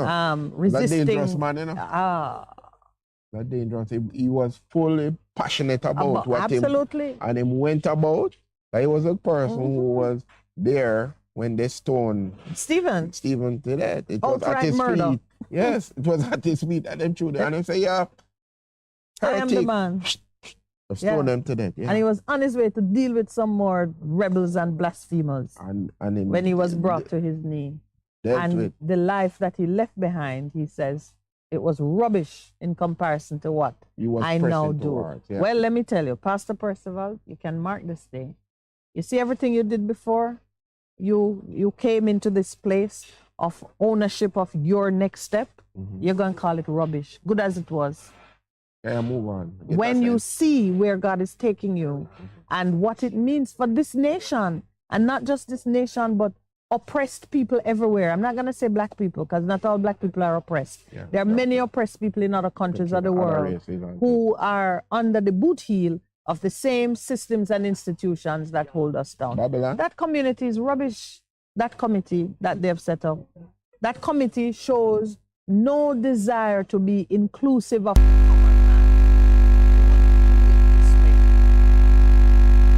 And with all of these lawyers. So you were wondering what the vision was, and others were wondering what the vision is. Well, they've shown their hand. That's the vision. Jamaica is gonna have to step up for herself, and rightly so. Why should we be sitting waiting like newborn chicks in a nest for somebody to drop something down our throat? I said this is where you must go. At our age, we are not newborn chicks in a nest. We have seen the best of it, the worst of it under a constitution that came out of the Queen's kitchen cabinet. Yeah. We've lived with that for 60 years. We've lived with it. So we know what we don't want, and we know where we want to go to. Come on, the people will have to carve that. And there's no handout that you can accept in this situation. You gotta get up and do the work. Fight for it with everything that you've got. We break this now, future generations will be having a much easier time. We'll be happier for it. Absolutely. They'll be say, oh, thank you. Our great-grandchildren will... And that is what we have to think, because that's the point I was making. We have to shift our focus and ask ourselves, what must we do now to ensure that not my grandchild, but my great-grandchild is in a better place than we were? Yeah. And somebody had raised the point, you know how much money your great-children have because of the debt of this country? So now, just to show you the fallacy and the hypocrisy behind what we're doing, we're setting up a committee to look at constitutional reform to move us into a more equitable style of government. And a senior lawmaker in the House, Ms. Warmington, is asking for the constrictions in the current constitution to be used as a way of silencing the Integrity Commission in the exercise of its powers. The duty. Basically, that's what he's saying, He's looking at the old constitution, which gave everything to the Director of Public Prosecutions, and saying that the Integrity Commission should not have any power that give them teeth or control over inflicting punishment on corrupt individuals. All of that must stay with the DPP at a time when the DPP's office itself is being criticized for being too much under the boot heel of government. Because they're appointed by the president. And you want an extension of your appointment, and your different things are going on. Oh, it will not be. It will not be. All right, we're going to shift focus a little bit because our guests are arriving, and we want you to be in a very calm and hospitable mindset before we shift. Red herrings, This is pure red herrings, We're rainforest? The seafood people? Not giving any free advertisement. You see, he is the representative that is mouthing what a lot of them thinking, because they don't want to give up power. Yeah. They don't want to give up power. They don't want to be called to be held accountable for their actions. Oh, we're getting some serious from the grounds people. They don't want to do that. Well, and it's clear as you look at it that people are saying hello. I like how you describe Mr. Warmington as the one who speaks the unspeakable. Yes. That those who are more careful or have more longevity than himself left in their career. He's soon gone. So he don't have to be careful about goodwill. Then no say I go talk anything. You go talk it. You go talk it out. We back you, but we can't say. We can't say it because we have a future. Yeah, no. So what a sacrifice he makes for his party. Yeah, because he's a party animal, you know. Yeah, it's a party animal. That means a whole different thing. First, the party animal means something different. He's a party animal. He's a diehard. Diehard party animal. Party animal is someone who'll party all night. Yeah, but in partying all night with the spot. Just trying to lower the temperature. You try to lower the temperature? Yes. We should have a party. Mm-hmm. Celebration. Oh boy. So I see Mr. Warmington borrowing from some of our submissions on the Integrity Commission structure, because he says it is untenable for the Auditor General to carry out an audit of a committee of Parliament of which she herself is a member. Because I think the body of commissioners ought to be differently configured, and that was a part of our submission. So I told you that I received a call reminding me that we were going to resubmit and make ourselves available. I don't know if we're going to go back. They might not. They might not invite us twice. They might say, but I will attend to it on the weekend, God's willing. No, but as you speak about that, we just have to do what we need to do. Mm-hmm. And I remember there was a time when there was only 1982 and the PNP never contested the election. They had these moving parliament where the people could come and talk and things. But me like, they're not going to do it. Somebody have to come up with it. Mm-hmm. To the church hall and you are the people them and say. But remember, you know that you and I are TMC, doing our tour. Yeah, we have to do the tour to hear what the people are saying. I need a few more days to settle myself on some issues, and we're going to take it to the streets, because now that they have formulated their committee, we want to be keeping pace with what is happening. In fact, we're ahead, because we have already started some, awakening of the senses on the issue. So the MP, this is where the rubber meets the road, Percival. Mr. Warmington is attempting to shut down the powers of the Integrity Commission to request information on statutory declarations predating 2017. So he's saying, let past corruption remain where it is. Let bygones be bygones. That's what him actually said? Mm-hmm. No, man. But he told the committee members that he was informed that the commission had requested information on past statutory reports, claiming that those declarations were incomplete. He recommended that the commission should not have any jurisdiction to carry out any proceedings under the Act before it was passed. What is he hiding? What are they hiding? He wants to deny the existence of the Contractor General's Act and activities. So anything that predated the Integrity Commission's existence is close to them. They didn't exist then, so they have no business inquiring about it. He must be smoking something. He always is smoking something, unfortunately. He recommended that the commission should not have any jurisdiction to carry out any proceedings under the Act before it was passed. I don't know what he thinks that means. Further, Warmington wants a removal of the section which provides parliamentary privilege to the commission when it submits its reports of investigation to Parliament. If you do it for one, you do it for all. In other words, he wants to be able to attack the Integrity Commission, sue them if they publish a report which has matters which are later, discredited or isn't that interesting? They're to their parliamentary privilege should be taken away. Trying to gag them. All right, we're going to take our 8:30 break. When we come back, JPS is in the house, bringing light and power to the people. Ruth Lynn is here. She's not wearing red today, guys. She's in purple like myself, the color of royalty. So just stay with us. We're going to be right back.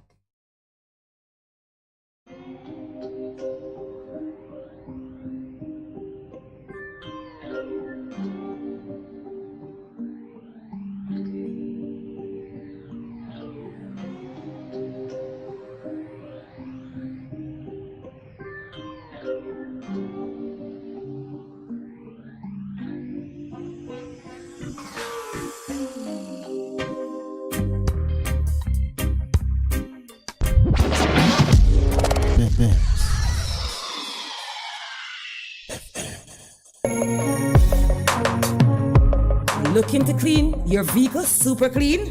123 Clean Car Wash, located at 2 1/4 Osborne Road, Kingston 10. Entrance on Grove Road, below Tropical Battery. They wash and vacuum, undercarriage wash, engine wash, polish and compound, shampoo and detailing. Call them at 876-631-3400. 123 Clean Car Wash, the best in the business for a cleaner wash. 1, 2, 3. Believe me, it's so easy. 1, 2, 3. Half a tree, one and drive, half a tree.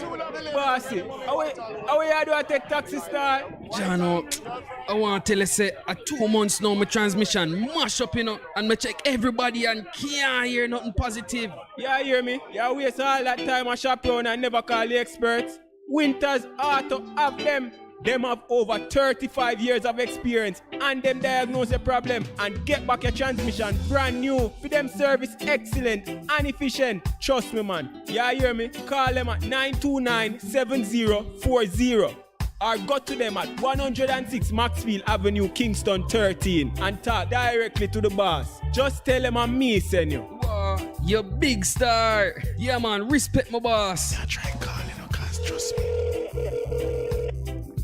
Waiters Auto Spares and Repairs, good afternoon.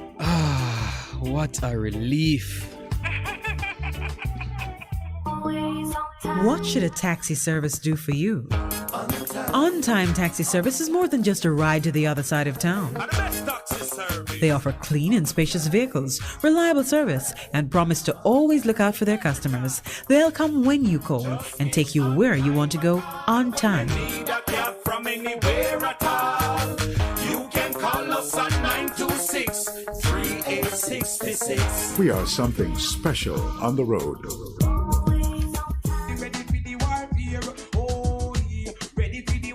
Yes, Jamaica and the world, you want us back? We are back. The Breakthrough Deliverance Ministry, led by me, the prophet Mark Stewart, right here on Bess100 FM. This and every Thursday night from 9 p.m. to 12 midnight. Yes, it's War Room Thursday. Come on out and join us, each and every one, on Bess100 FM, 100.1, 357 and 9. Come on out. Join me, the prophet, Reverend Mark Stewart, and of course, the boss shot, Apostle Marshall. Come for your healing, breakthrough, deliverance, the prayer, the miracle, the word, the testimony, and so much more. Yes, my friends, Bess100 FM, War Room Thursday, 9 p.m. to 12 midnight. Join us. We are going to lick it.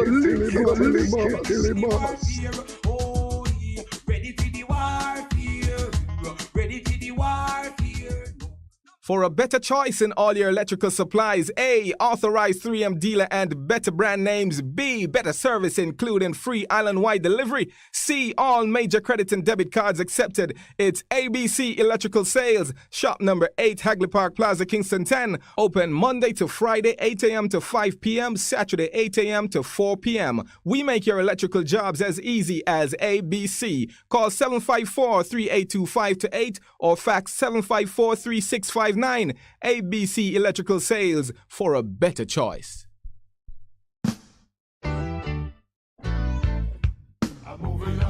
Bess100 FM presents the Mature and Moving Up Show with Lascelles Butch Chen on Thursdays from 6 to 9 p.m. Welcome to this pioneering radio program on our continuing worth in our maturing years, compellingly defined to educate and liberate the younger generation. Tune in and welcome. The Morning Connection is not your usual talk show. We aim to stimulate discussion and chart new paths to self-empowerment. So please join us, Minett and Percy, on The Morning Connection, Mondays to Thursdays, 6 a.m. to 10 a.m. on Bess100 FM. It's good, it's better, but nothing beats.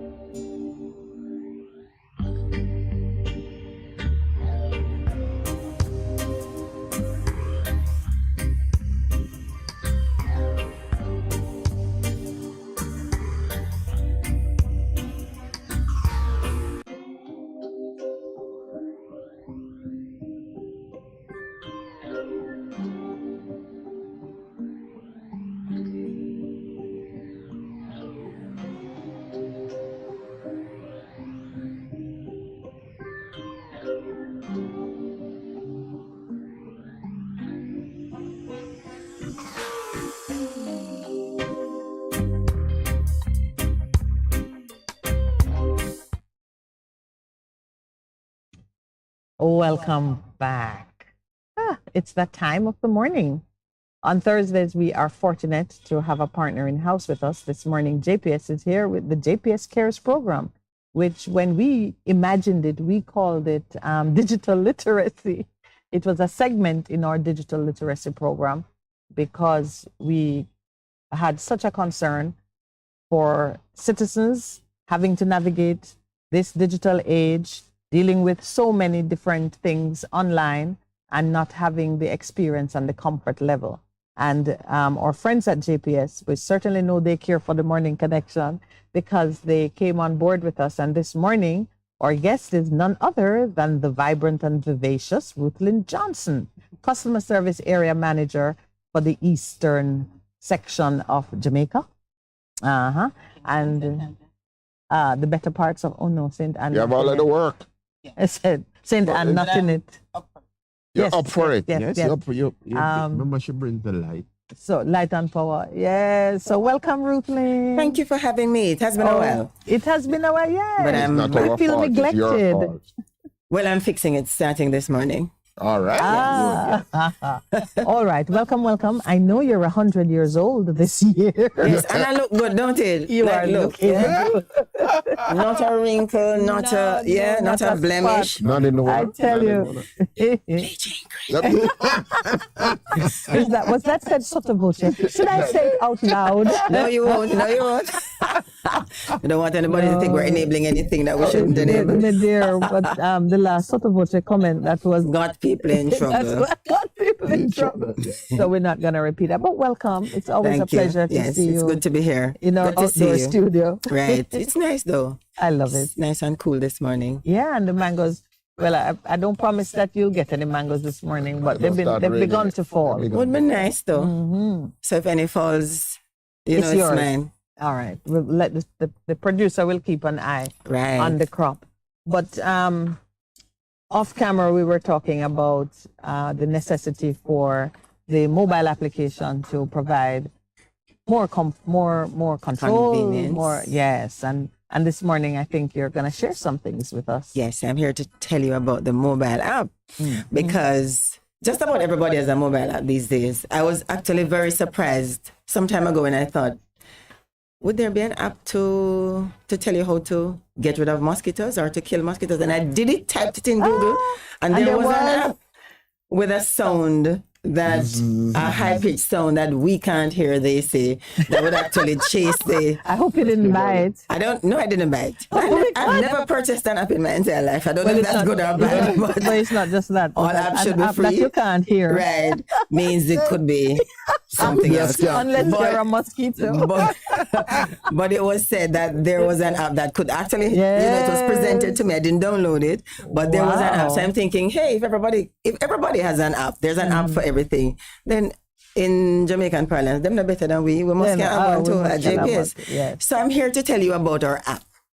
Not because we want you to put another app on your phone, but that, to be truly honest, most customers who've already downloaded our app, they will say to you that it's one of the best apps that they have in terms of doing business with companies in Jamaica. Wow. Yes. That's a major one, you know. It is. People, they'll tell you there are little hiccups, and because I won't say it's perfect, there are hiccups from time to time, but you really have an app that gives you real-time information, and you can actually do business that saves you from going to an office. So people who are on the go, especially people who are busy, people who don't have time to be sitting down in an office waiting a while to get service, because people do come to our offices and complain, why it takes so long to get through? But to be very honest, when some people come to the office with a particular issue, one issue with a customer can take 1 hour, 1 hour and a half, dependent on the nature of it. True. And then others are sitting down waiting. When you could simply have gone on the app, lay down in your bed. For me, that's the beauty of technology.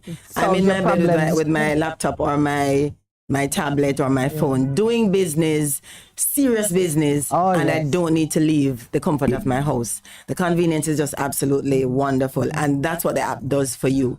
The thing is that persons use the app for some specific things, which are beautiful, to pay their bills, to monitor their usage. and maybe to actually see their bills, to be able to see what your bill is. So worldwide, there has been a definite movement towards giving customers more control and more convenience. What were the driving factors behind the development of the JPS app? The driving factor, download. You don't have it yet? Percival, shame on you. Please press download. Open. So, breaking news. Those words. Breaking news. But I'm being your guinea pig. You're talking about it, so I just went on my phone. Percival, let me be guinea pig now. You look delinquent. No, that's all right. You're delinquent. I can't believe. You're the only one right here. The only one. Does not have it. I have it on the laptop. Oh, no. I will take it back. We roll it back. He's just putting it on additional devices, so he's getting into the mix now. Okay, saved. You're saved. Right. So I was starting to feel shame. No, sister. No, it's on my laptop. Thank you. All right. Okay. So the question again was, what was the motivation? What was the driving? Because I know there's the convenience and control are what a lot of people go for. Right. But when your app was being designed, what did JPS want to give its customers? Well, the app was designed because, of course, to be very honest, everybody was creating an app. So we were thinking, we also need to be able to offer that kind of service to our customers. Yeah. For them, yeah, we're a happy nation. You must have followed the producer because most times. For them to be able to do business with us much easier. That was it. One of the key things that we have as a part of our strategic goals is doing business with much less difficulty. So doing business easier.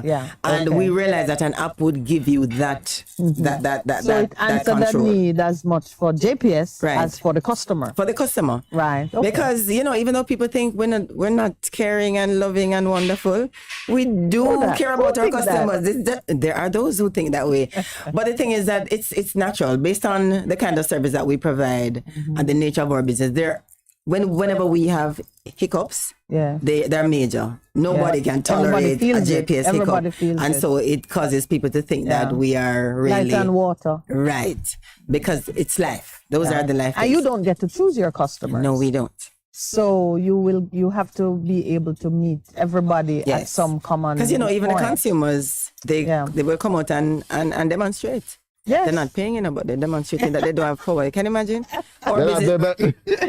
The consumers, not the customers. Not the customers. They're consuming without paying, and the power goes away. There's an outage in the area, and then they call. We don't have any power. Can I have your account number, please? Well, they don't have an account number. We have account. Because they're not a customer. They're not a customer. But they're complaining that they don't have power. It's a fascinating business we work in. But you've raised an important point there. Is your app accessible to consumers or only customers? No, because you need an account too. You have to need an account. That's what it... The thing is, you can download it. Yes. You can download it, but you probably only be able to. You probably would be able to see where the outages are across the country. Yes. But you wouldn't be able to do anything. That's useful still to be able to see where the outages are. The consumer. In a sense. So it also has.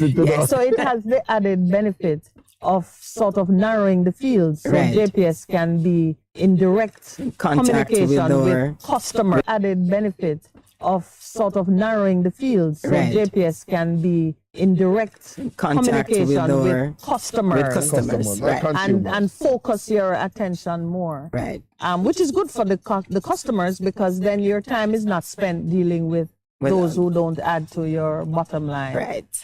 So that is a definite bonus for all concerned. I think this is going to be his takeaway for today. I know. You've taught him something. Yes. The difference between consumers and customers. No, they're not in our world. No. Jargonized in our world, customers and consumers are two different demographics. Consumers eat.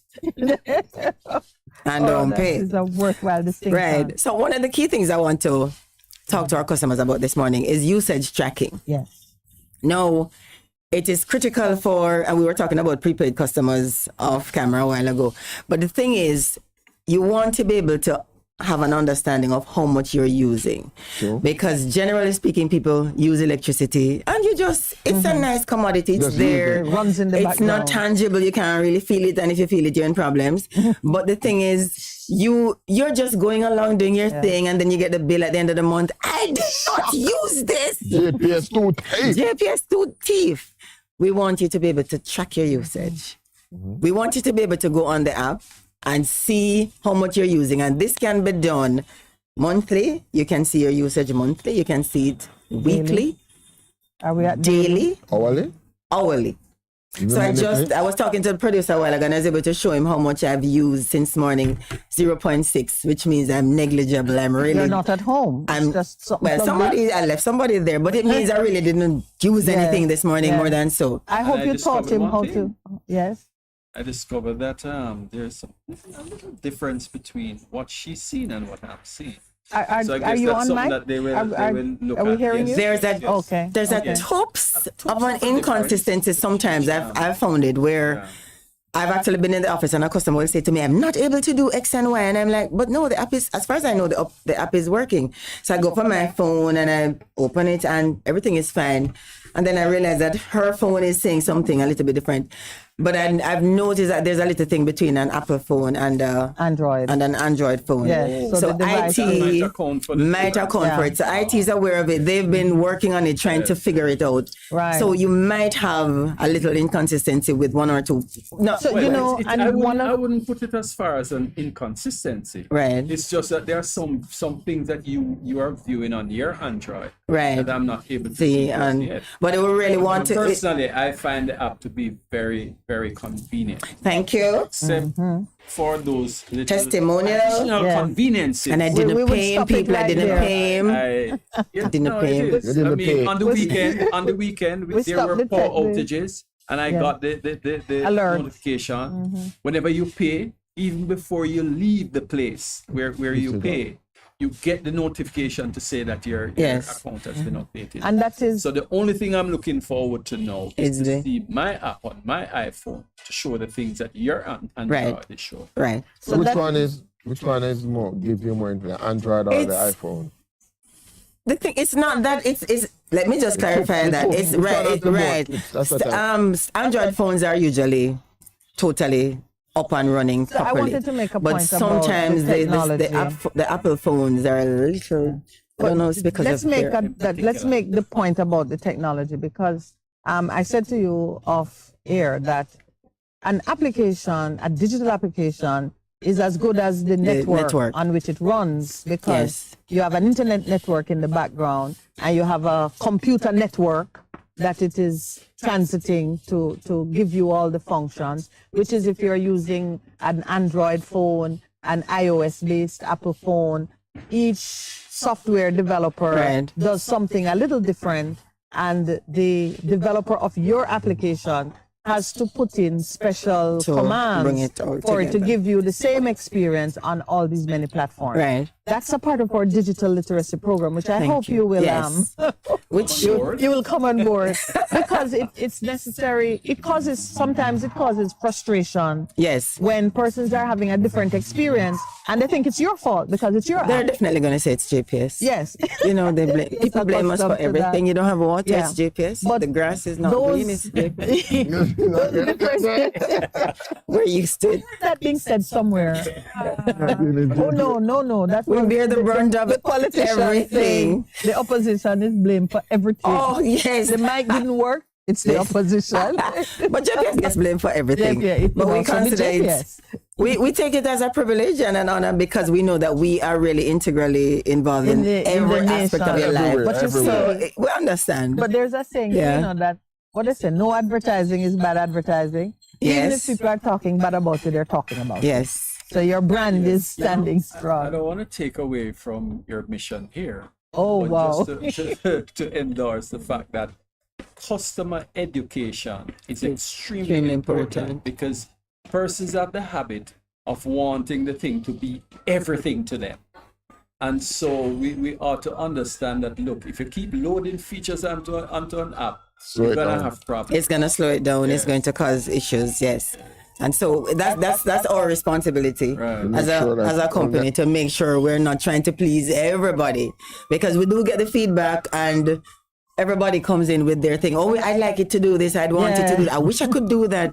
And if you really start to please everybody, right? It's called My JPS, but it's not really My JPS. Right. There's some basic things that are important. It's your JPS. All right. So the usage tracking feature is obviously an essential tool. I wonder, though, how much more you do to educate persons on what it means in terms of the usage. Because you can translate it to dollar value, but when you're looking at it and you're saying, gosh, I'm using more than I can afford, how do I cut down this and that? Does it also go into what equipment you have and so on? That kind of information is not on the app, no. Okay. To be very honest, that's information that's on our websites, that's in brochures in our offices and so. But that, I'm sure we'll probably get to a point where we have a resource database on the app where you can actually go and look at that information, because we have a brochure that's entitled "How Much Does Electricity Cost Anyway?" And in that brochure, I think I brought it here before. Yes, I remember. You can look at the fridge, how much it will burn, and you can see what the power hogs are in your house. Yeah. So, and that's important, because the usage tracking covers that. If you know how much an appliance uses, then you're better able to manage your usage. Manage your money. Right. It converts into money, so it is. I think it's a nice segue into the budget setting feature. Right. The budget setting feature is where you know how much you work. You know how much you get per month. You know how much you really want to spend on electricity, and you should decide. You shouldn't let JPS decide for you by sending you a bill that is at the end of the month. You should decide, of my $20,000, I'm only going to spend $5,000, $3,000 on electricity. You should be able to set your budget and then tell your appliances and everything in your house and your children and your family, this is where we're going. 3,000 is what we're working with. Children, toast is only on Sunday. Right. So the thing that we put on the app for you to help you in that regard is a budget setting feature where you can say, $3,000 is how much I want to spend. And when you put that on, the app will then start working with you. So because you have your smart meter and it's working, we can see the app now knows how much you're using. It can see your consumption daily, hourly, weekly, monthly. It then says to you at about 50%, hello, hi, you are now at 50% of that $3,000. Okay. You now look and say, hold on now. Get a reminder. I have to move in with Ruthlin for the rest of the month. You might need to do that. You might say, brother, I'm coming over. Because you have enough money and you can manage my load. Yes. Or you're going to say, people in this house, hear ye, hear ye. We are now at $1,500 and we're only 15 days into the 30 days. So it means, Johnny, the tablet now will turn on for the rest of the month. I'm going to take it from you. The game is not going to be played. You can fine, you're going to have to be maybe draconian dependent on your household. But you're able to say, we are not going to do any more than this. The fridge, we're going to stop going in there every minute. I know that you like to stand up in front of the fridge and decide what you want to drink and eat. No, it's not going to happen for the rest of this month. I'm going to take out all the juices and put them in an igloo with some ice and pack it up on the table, and you just go pick up your stuff right there. And you're going to hold it out. When it gets to 75%, it's going to tell you again, you're now at 75%. So you are getting reminders. You're able to manage yourself and you're able to keep your usage within that figure that you want it to be kept at. That's a feature that works for some persons. It's beautiful if you use it. I listen to you and I just see how just that level of control over one aspect of your budget can teach you how to control every other aspect. Right. Because once you have the skill and you develop that communication style in your household, in your business, it affects all areas of your life. So, it's JPS cares. We do. JPS cares and working for you all the time. And I know persons might be even thinking, but why would JPS want to do this so that they don't get any more money? We want to do this because we don't like when you end up with a bill that you can't pay. Yeah. Because one so way or another, receivables are out of whack, and we have issues, and then people end up going to do things they shouldn't do, become consumers instead of customers. We don't want that to happen. We want we want a good relationship with our customers. Point that is worth emphasizing, that when your financial resources are finite, your desire to make more money is neither here nor there. It's not going to work. We're not going to get it from you anyway. Because there's, and I think it's something that touches every other aspect of our lives, to understand that if the pool of resources is finite, it really doesn't matter who has an ambition to get more. Right? There are more incoming. It's not possible. All that happens is now somebody will be carrying debt because the consumers will eat and walk away. Thank you. The customers have to do something different. So there is but on the point of conservation, which we should never forget, even those who are energy producers in that market have an interest in conservation as an environmental and well-being of the planet issue anyway. Right. So I do, in that regard, as you introduce different forms of energy, is the app giving us any indication of a mix of energy, or are you at the place yet where you have cheaper energy that is available at certain hours of the day and persons can, some jurisdictions are there? Not yet. But the discussion is underway. And at a very, very high level. Yeah. Because time of use, I think it will start though with commercial customers. Because they, manufacturers, they do in the nights, they do their manufacturing when the demand is low. Right. So there's actually time of use for them and peak demand, and we get into those kinds of concepts and discussions with them. Actually exists to a certain extent, but not for residential customers yet. But we're going to get there. I know, because I remember being in London at a friend's house, and she would stack her dishwasher all day and wash in the night because they got cheaper power rates, under some arrangements from Paris. Yeah. And I remember thinking, Jamaica will get there. Yeah, we're going to get there. The discussion is there. Yeah. All right. Just to tell our customers how they actually get to set their budget, just in case they don't know. Yes, and to request when you open the app, when you're on the home page, you look for View More. It's at the top of your app. You touch that button, it will take you to a page that says usage and budget. You touch budget, and then it will say set budget. You press set budget, and then you put in the amount that you want to spend on electricity. Yes. Right. And remember that budgets are meant to be conservative. Definitely, you're trying to hold back. Guide you. Yes, so don't go crazy with it. Right. No, you can also request statement of accounts. Statement. No, a lot of customers come in. You may just be curious. What has been happening with my electricity bill? I feel like JPS robbing me now, because lately I feel like extra. Right. I feel like something different has changed. You can request a statement. A statement will show you everything that happened on your account. So the statement, and you can go back as far as you want for the period. No, it's a breakdown of our relationship. An itemized breakdown. It shows you the disconnection fee. You were disconnected in 2018. You were charged a disconnection fee. A lot of persons will say JPS breached me on in 2018 because you sent me 3 consecutive estimated bills by law, by OYOR's law. Right. You really should only have gotten 2. Yeah. If we do another one, we have breached. Yeah. It means you should get a payout, a breach payment, and that's $1,650. Most people say they don't get it. They don't realize that they get it. Yeah, you put it on if I print your statement, I can go back and show you every breach payout that you would have gotten. So your statement is critical to give you a breakdown. Yeah. Persons who are overseas and send money to Jamaica to pay bills. Boy, I've been seeing it every now and then. Boy, I send the money and I come to Jamaica now and I don't have any power in the house. But madam, you owe $60,000. No, but I've paid this account every month. Print the statement. The statement is going to show you every single payment, every single whatever. And when they get the statement and you show them, then they sometimes leave very mad. And I start praying for Robbie, because when them catch Robbie, we don't know what's going to happen with him, because clearly Robbie didn't pay over some of that money. Of course, now they can pay online. They can pay online. If you have the app anywhere in the world, anywhere in the world at any time of day. And that's the instantaneous payment. Yes. The app is the only place where you pay your bill and you see it on your immediately account. it goes to your account. Yes. All right. It's like putting it straight into the vein. Yes. So you want to do that. You want to pay on the app.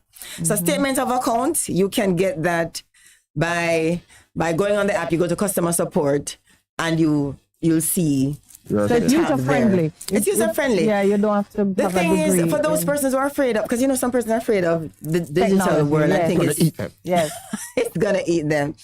What you need to do, just like when I get a new phone, I usually lay down and I just touch all the tabs. Yes. And just look where it takes you, what it can do. The same thing with the app. Just touch them. Just touch the things. It's not gonna bite you. Let's not get Pastor started because he does weddings and counseling and. Okay. Yes. And we don't want him to launch off into absolutely what he tells newlyweds and the like. And it's a good time to take our break. All right. Oh wow, it's 9:02 a.m. Ruthlyn, thank you so much. Yes. Always a pleasure. Yes, and of course I'll have to come back to share the rest. Yeah. Oh, you had more? No, man, but we can do it at another time. Okay. All right. All right. We always like to leave something for the next time. Yes, man. Yeah. All right. Thank you very much. We'll just take our break now and stay right there. Coming back. You're simply the best. Better than all the rest. Better than anyone. Anyone I've ever met. You're simply the best. Bess FM-100 on your dial. Keep listening. Bess100 FM, broadcasting live in all 14 parishes. Hanover 100.5, 100.9. St. James 100.9. Trelawney 100.3, 100.9. St. Anne 100.3, 100.5. St. Mary 100.5. Westmoreland 100.1, 100.5. St. Elizabeth 100.1, 100.5. Manchester 100.1, 100.5. Clarendon 100.1, 100.5, 100.9. St. Catherine 100.5, 100.9. St. Andrew 100.5, 100.9. St. Thomas 100.5 and 100.9. Bess FM, giving you the better vibe.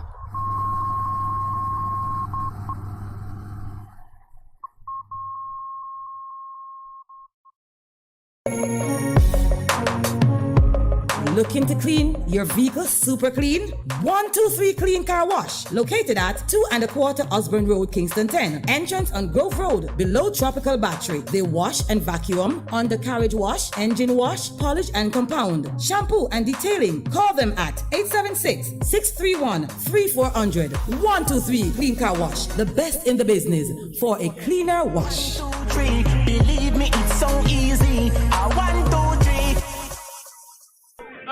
Half a tree, one and drive, half a tree. Bossy, how you do I take taxi star? Jano, I want to tell you, say, 2 months now, my transmission mash up, and I check everybody and can't hear nothing positive. Yeah, hear me? You waste all that time I shop around and never call the experts. Winters Auto have them. Them have over 35 years of experience and them diagnose the problem and get back your transmission brand new. For them service excellent and efficient. Trust me, man. Yeah, hear me? Call them at 929-7040 or go to them at 106 Maxfield Avenue, Kingston 13 and talk directly to the boss. Just tell them I'm me, send you. Wow, you big star. Yeah, man, respect my boss. Yeah, try calling her, cause trust me. Winters Auto Spares and Repairs, good afternoon. Ah, what a relief. What should a taxi service do for you? On-time taxi service is more than just a ride to the other side of town. They offer clean and spacious vehicles, reliable service, and promise to always look out for their customers. They'll come when you call and take you where you want to go on time. Call us at 926-3866. We are something special on the road.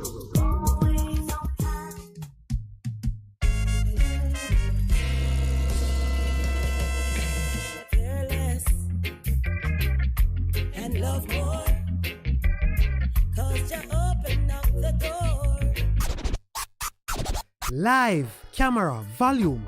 Live it up Fridays on Bess100 FM.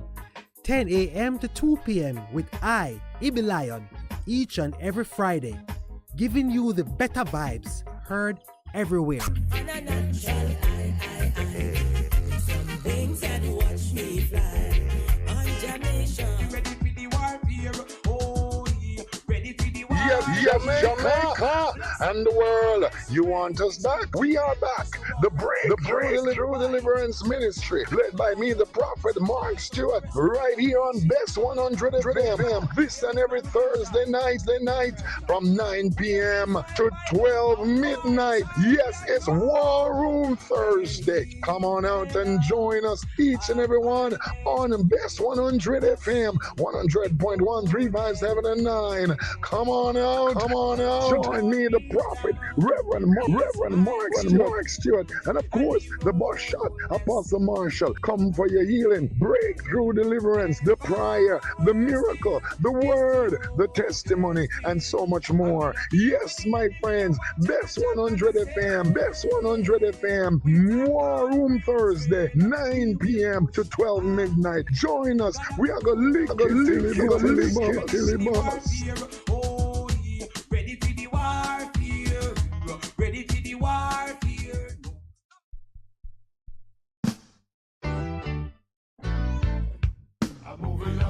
Bess100 FM presents the Mature and Moving Up Show with Lascelles Butch Chen on Thursdays from 6 to 9 p.m. Welcome to this pioneering radio program on our continuing worth in our maturing years, compellingly defined to educate and liberate the younger generation. Tune in and welcome.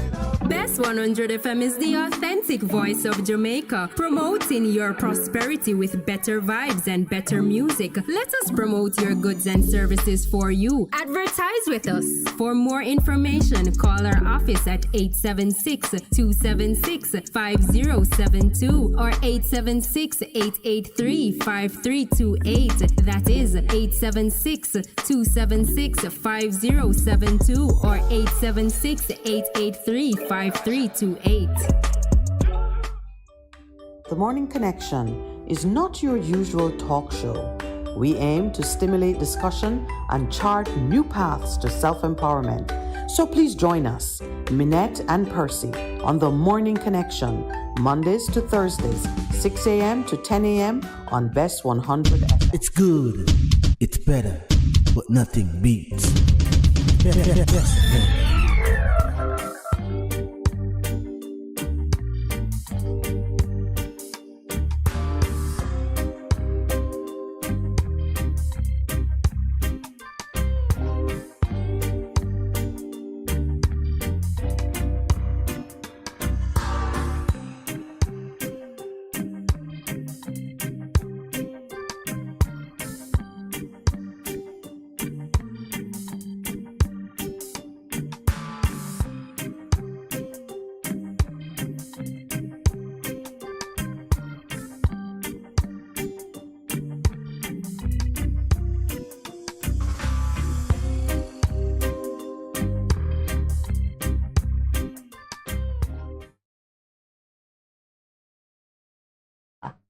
Welcome back. We are in the home stretch, and we are so pleased to have with us at the table our friends from Citizens' Rights to the City. We did tell you about it from yesterday. We've been talking it up. Doctors Barbara Carby and Patricia Green, both of you PhD in your separate disciplines, and we'll hear a little bit about that. I boasted that I knew Dr. Carby from years ago as a little lawyer doing work for ODPEM, and I thought of you frequently as we were going through the pandemic years and wondering how different would it be if Dr. Carby were at the helm.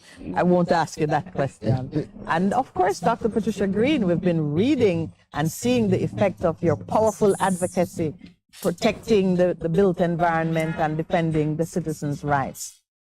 Welcome to the Morning Connection. Thank you. Oh, well. Good morning. No, well, I do, but my affiliation with the University of Technology has ended. Okay. But I do still lecture, and I love teaching, So when I go to Coronation Market, they call me Teach, and I say, "How you know?" Because even in the market, you're teaching the people them something. And Dr. Kirby, how are you keeping yourself busy these days? Well, I am happily retired, so I'm into gardening, farming. I reaped some lovely ginger this week.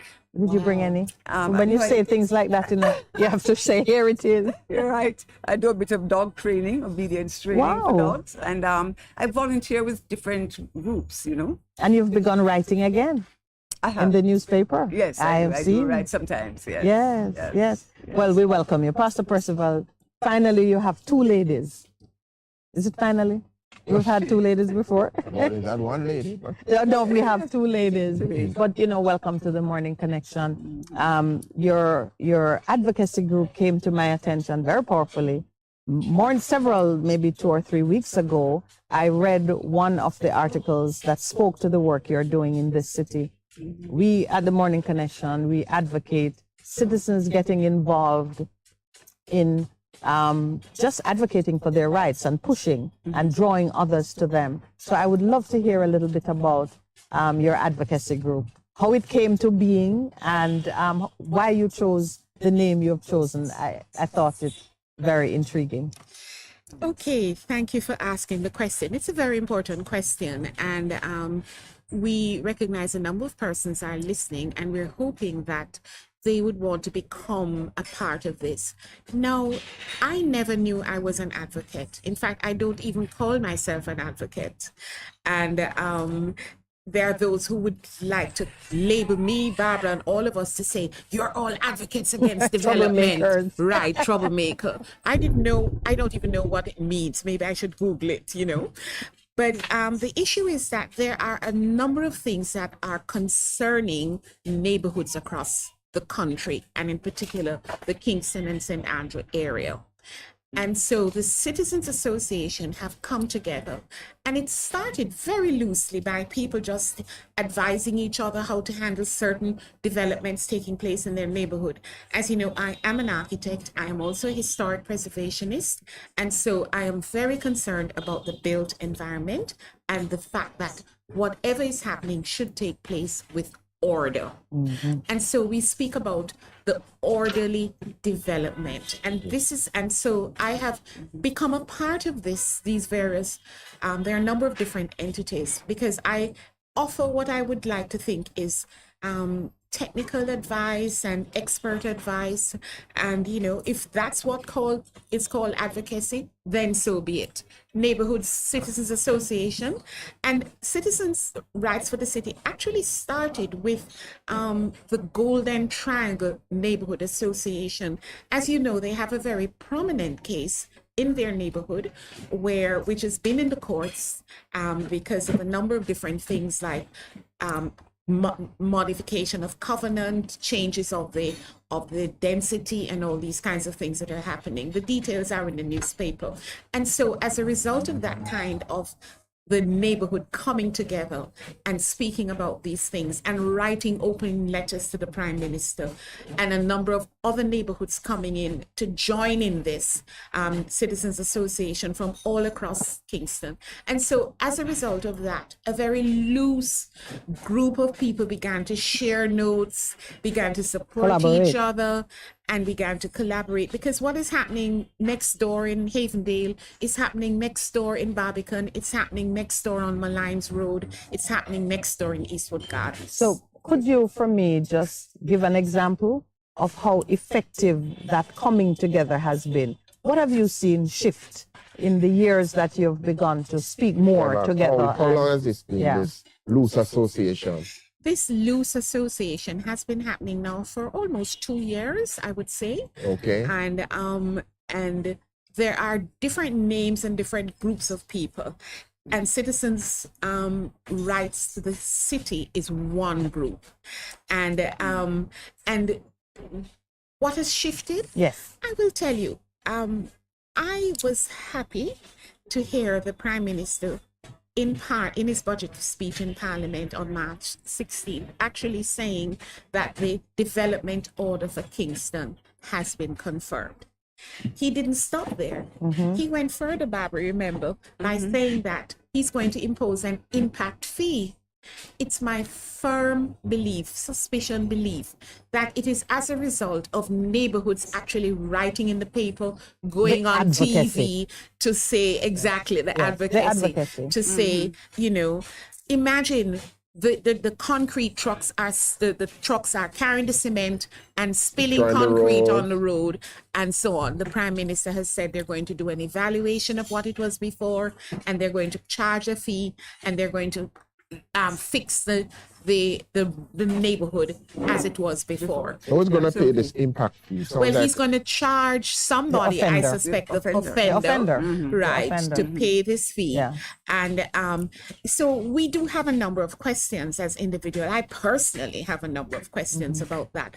But I think, in my opinion, that's a victory. I think that this has come about because the authorities have actually heard the voice of the people saying this is wrong.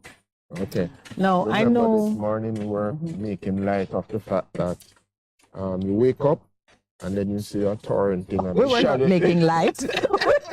We're making light. Where did the sun go? Where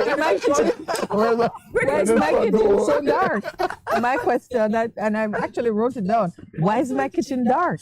You just noticed that something has blocked your natural light. Why are there people looking down through my windows? Yes, which is a real problem. When you say something, it's not a tree. And it's a building, a skyscraper. We were theorizing.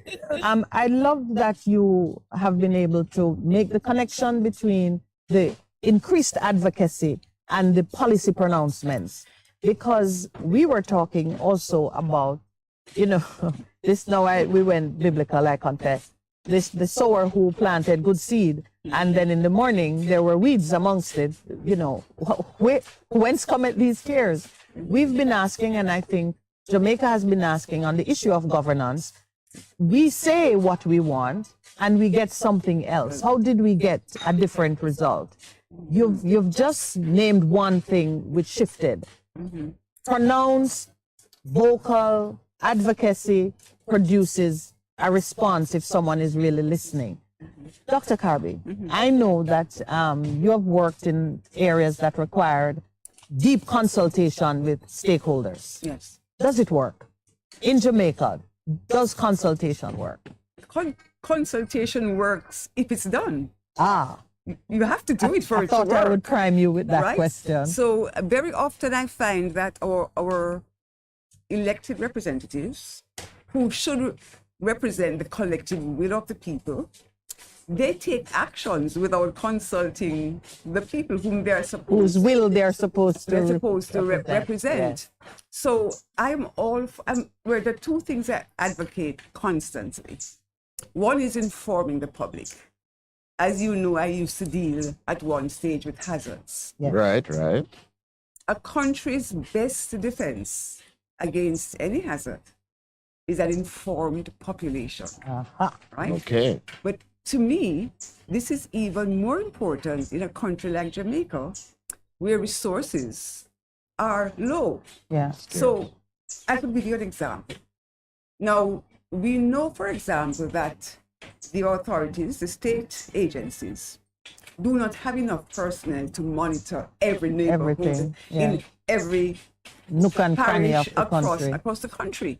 Now, what if the population was sensitized to the issues and there was a hotline that you could call, or there was a website you could go to and enter information related upload to your breaches. pictures, yes, state what you've seen. Right. So you would actually have an army, almost 1 million, 2 million pairs of eyes. You'd have an looking army out for you. Absolutely. So I don't understand why the authorities are unwilling to engage the population in a way that would help them to do their jobs. You know, it makes no sense. The assumption you have made is that they want to shift what they're doing so the Jamaican population is more informed.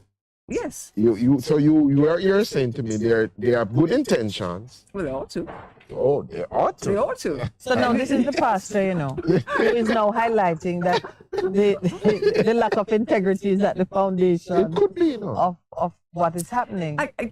Yes, it could be a false assumption, in which case my whole argument would probably go out the window. But I would say to you that it may be incorrect, but it ought to be correct.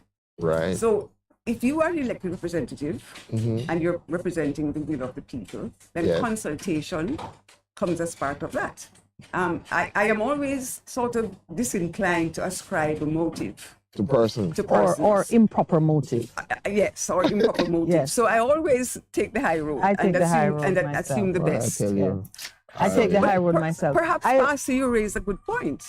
Perhaps we need to sensitize the leaders of the country to some of these issues. Well, we spend a lot of time on air speaking to those issues because the issues of governance and accountability are twinned, and we want the leaders to be held accountable, but we often see a misfit between what is the vision that you're holding them to account on. The citizen wants one thing, the leaders are pursuing another. We do push, like as you do, for more consultation, but we've recognized that it is not for the government to transform itself. It's for the people out of whom they come to be transformed and elect a government that represents them. I believe people get the government that they deserve. I truly believe it. I think if you sit back and allow the worst of you to rise to the top, that you brought that into being. So what you are doing is of great interest to us.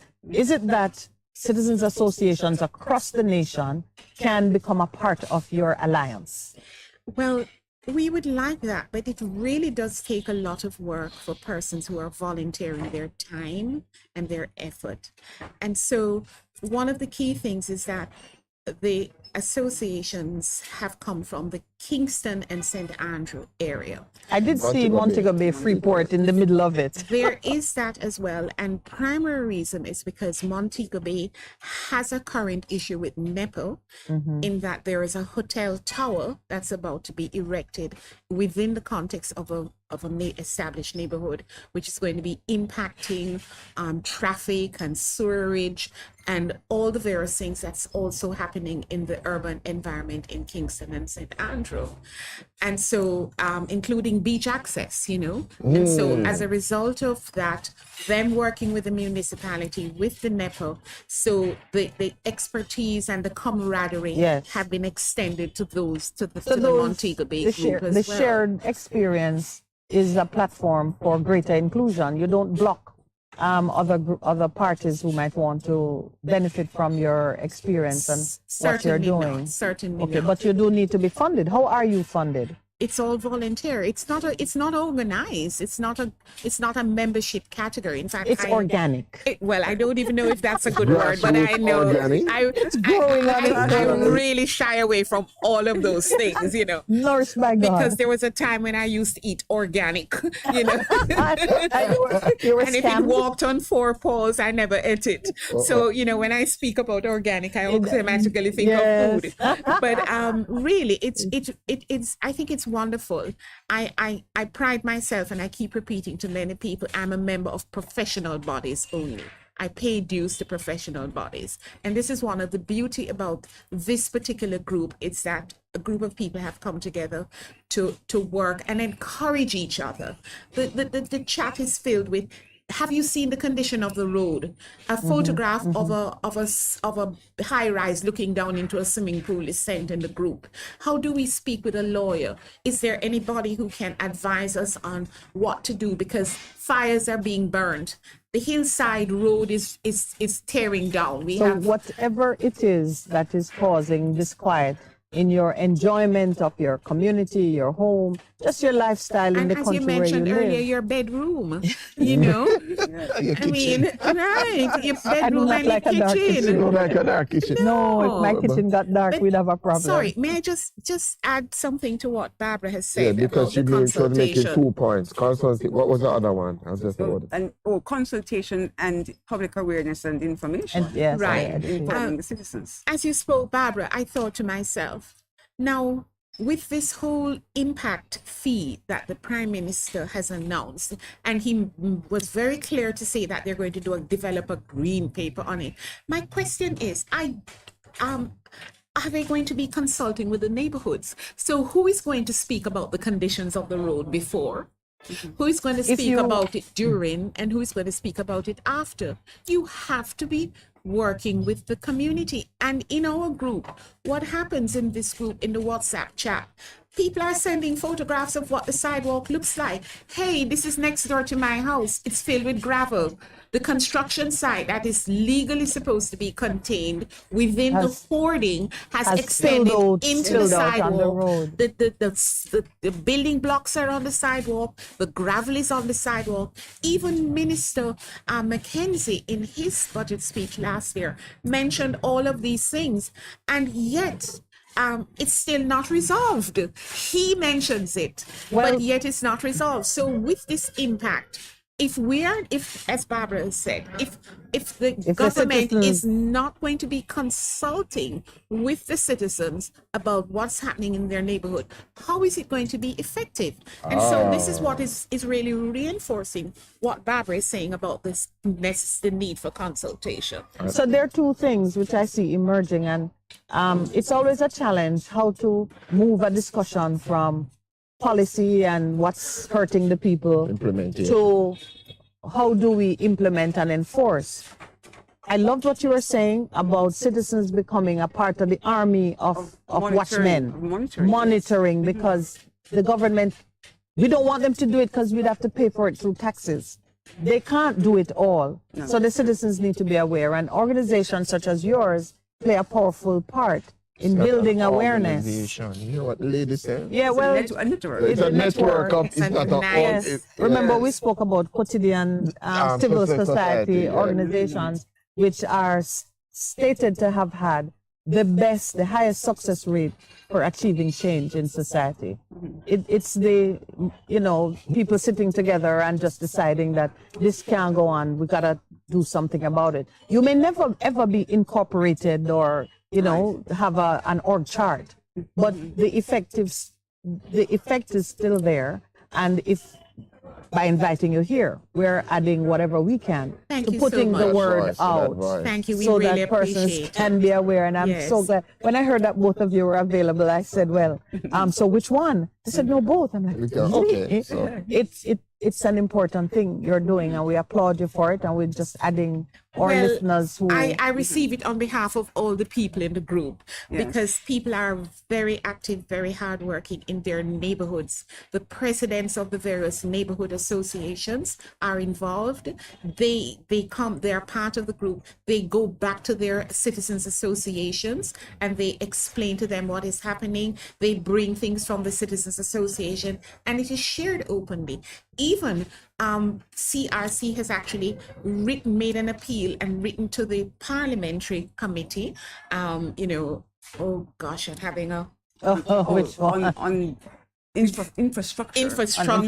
I think I read your paper. Yes, I believe that is what I read. Yes, and went to Parliament.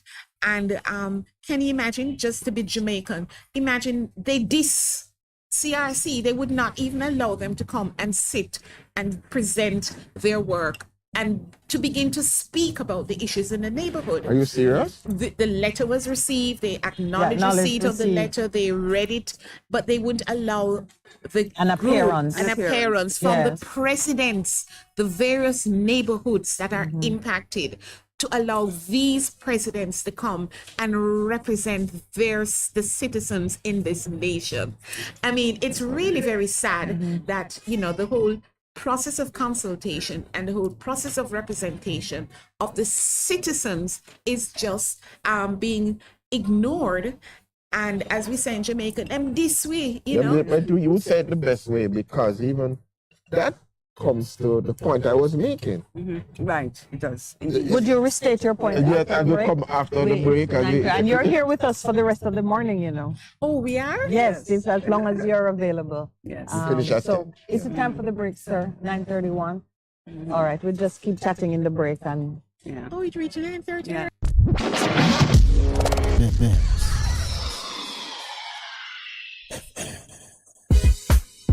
Vejan Printers for all your printing needs. We specialize in calendars, flyers, brochures, and more. Call us today at 968-7506. That's 968-7506. Or visit us at 4 East Bloomsbury Road, off Hagley Park Road. Vejan Printers, your best choice in printing.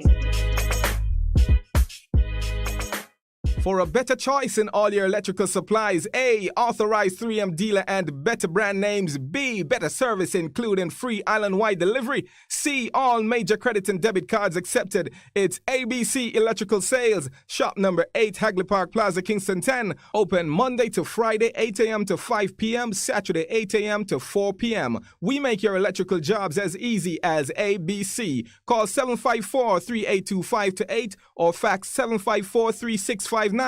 ABC Electrical Sales, for a better choice. What should a taxi service do for you?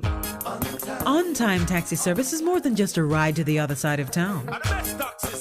They offer clean and spacious vehicles, reliable service, and promise to always look out for their customers. They'll come when you call and take you where you want to go on time.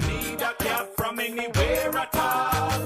You can call us at 926-3866. We are something special on the road.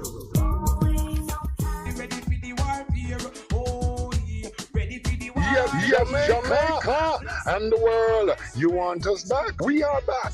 The True Deliverance Ministry, led by me, the prophet Mark Stewart, right here on Bess100 FM. This and every Thursday night from 9 p.m. to 12 midnight. Yes, it's War Room Thursday. Come on out and join us, each and every one, on Bess100 FM, 100.1, 3, 5, 7, and 9. Come on out. Join me, the prophet, Reverend Mark Stewart, and of course, the boss shot, Apostle Marshall. Come for your healing, breakthrough, deliverance, the prayer, the miracle, the word, the testimony, and so much more. Yes, my friends, Bess100 FM, War Room Thursday, 9 p.m. to 12 midnight. Join us. We are going to lick it till it busts.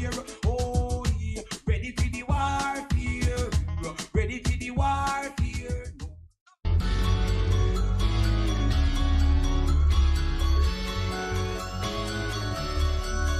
For discussions on health and education, inspiring interviews, surprise giveaways, your favorite songs, tune in to Bess100 FM this and every Sunday at 11:30 to 12 noon. It's Distinction 411, your weekly college magazine program hosted by James and the Distinction family. Catch you on Sunday.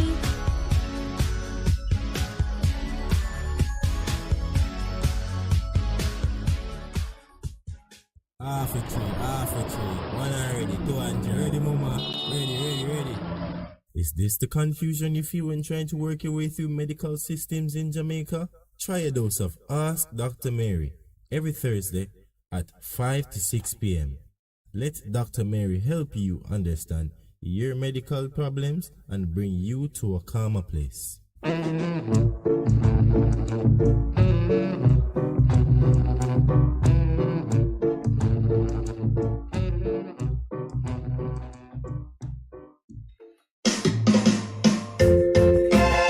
Having trouble getting parts for your Mazda? Maljam Auto Parts is your solution. Find Maljam at the new and convenient location off Upper Waltham Park Road at 9 Kingswood Avenue. Maljam Auto Parts, with over 25 years experience, providing all Mazda parts, new and used. Call 923-4389 and 461-1786. Maljam Auto Parts, serving your Mazda needs. It's good, it's better, but nothing beats.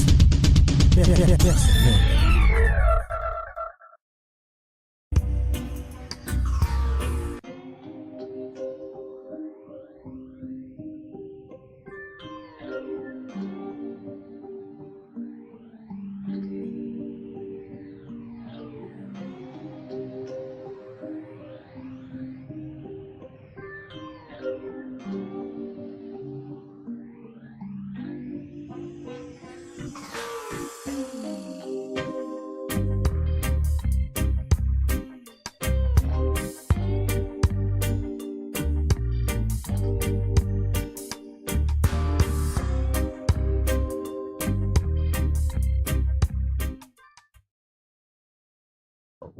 back.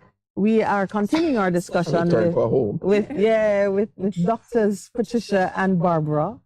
And of course, you know, we're loving them because you who listen to us all the time will hear Pastor Percival and myself saying, stand up, speak for your rights, advocate, and not just for yourself, but do it for your neighbor and for those who don't have the capacity or maybe even the courage to speak for themselves because they are too connected and their livelihood is all tied up in it. I remember during the pandemic years, there were some issues which we were saying, doctors should speak out and this one should speak out.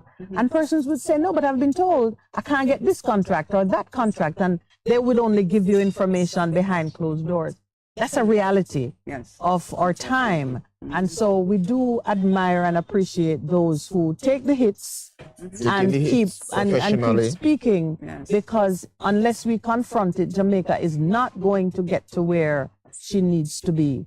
When you defend your home, your neighborhood, the environment, it doesn't get better than that, because that is, when you say Jamaica is a paradise, you're preserving the possibility of that, or even the reality of it. Some people, we have some listeners who join us from some very cold countries. Yeah, we have. And they're just happy to see the sunshine and the greenery and to know that there's a place where it is not, you know, covered in snow and you're not huddled inside. Well, it's worth protecting. Speaking of greenery, we seem to be seeing less and less of it around Kingston, eh? Yes. Well, what are you doing about it? Yes. So the question I would ask, and I would ask this of NEPA and the municipal corporations, they are both involved in approving developments, right? Why is it necessary to clear cut a lot before you build? Why can't existing trees be incorporated into the design? In the design. Right? Why can't there be soft approaches to landscaping? Is it the municipality's responsibility, or do developers and architects play a role in how they present their layout? Dr. Pat? It is both. You've asked whether it is the authorities and also do they the designers. impose that requirement? As part of my training as an architect and as a former lecturer and head of the Caribbean School of Architecture, we have instilled in our students the fact that they should preserve trees. There is a kind of unwritten code of a tree. If it's over 6 inches in diameter, 8 inches in diameter, it's valuable. I was listening to a seminar that's taking place in Trinidad. It ended yesterday. And they were talking about the water, you know, rising tide, climate change, etc.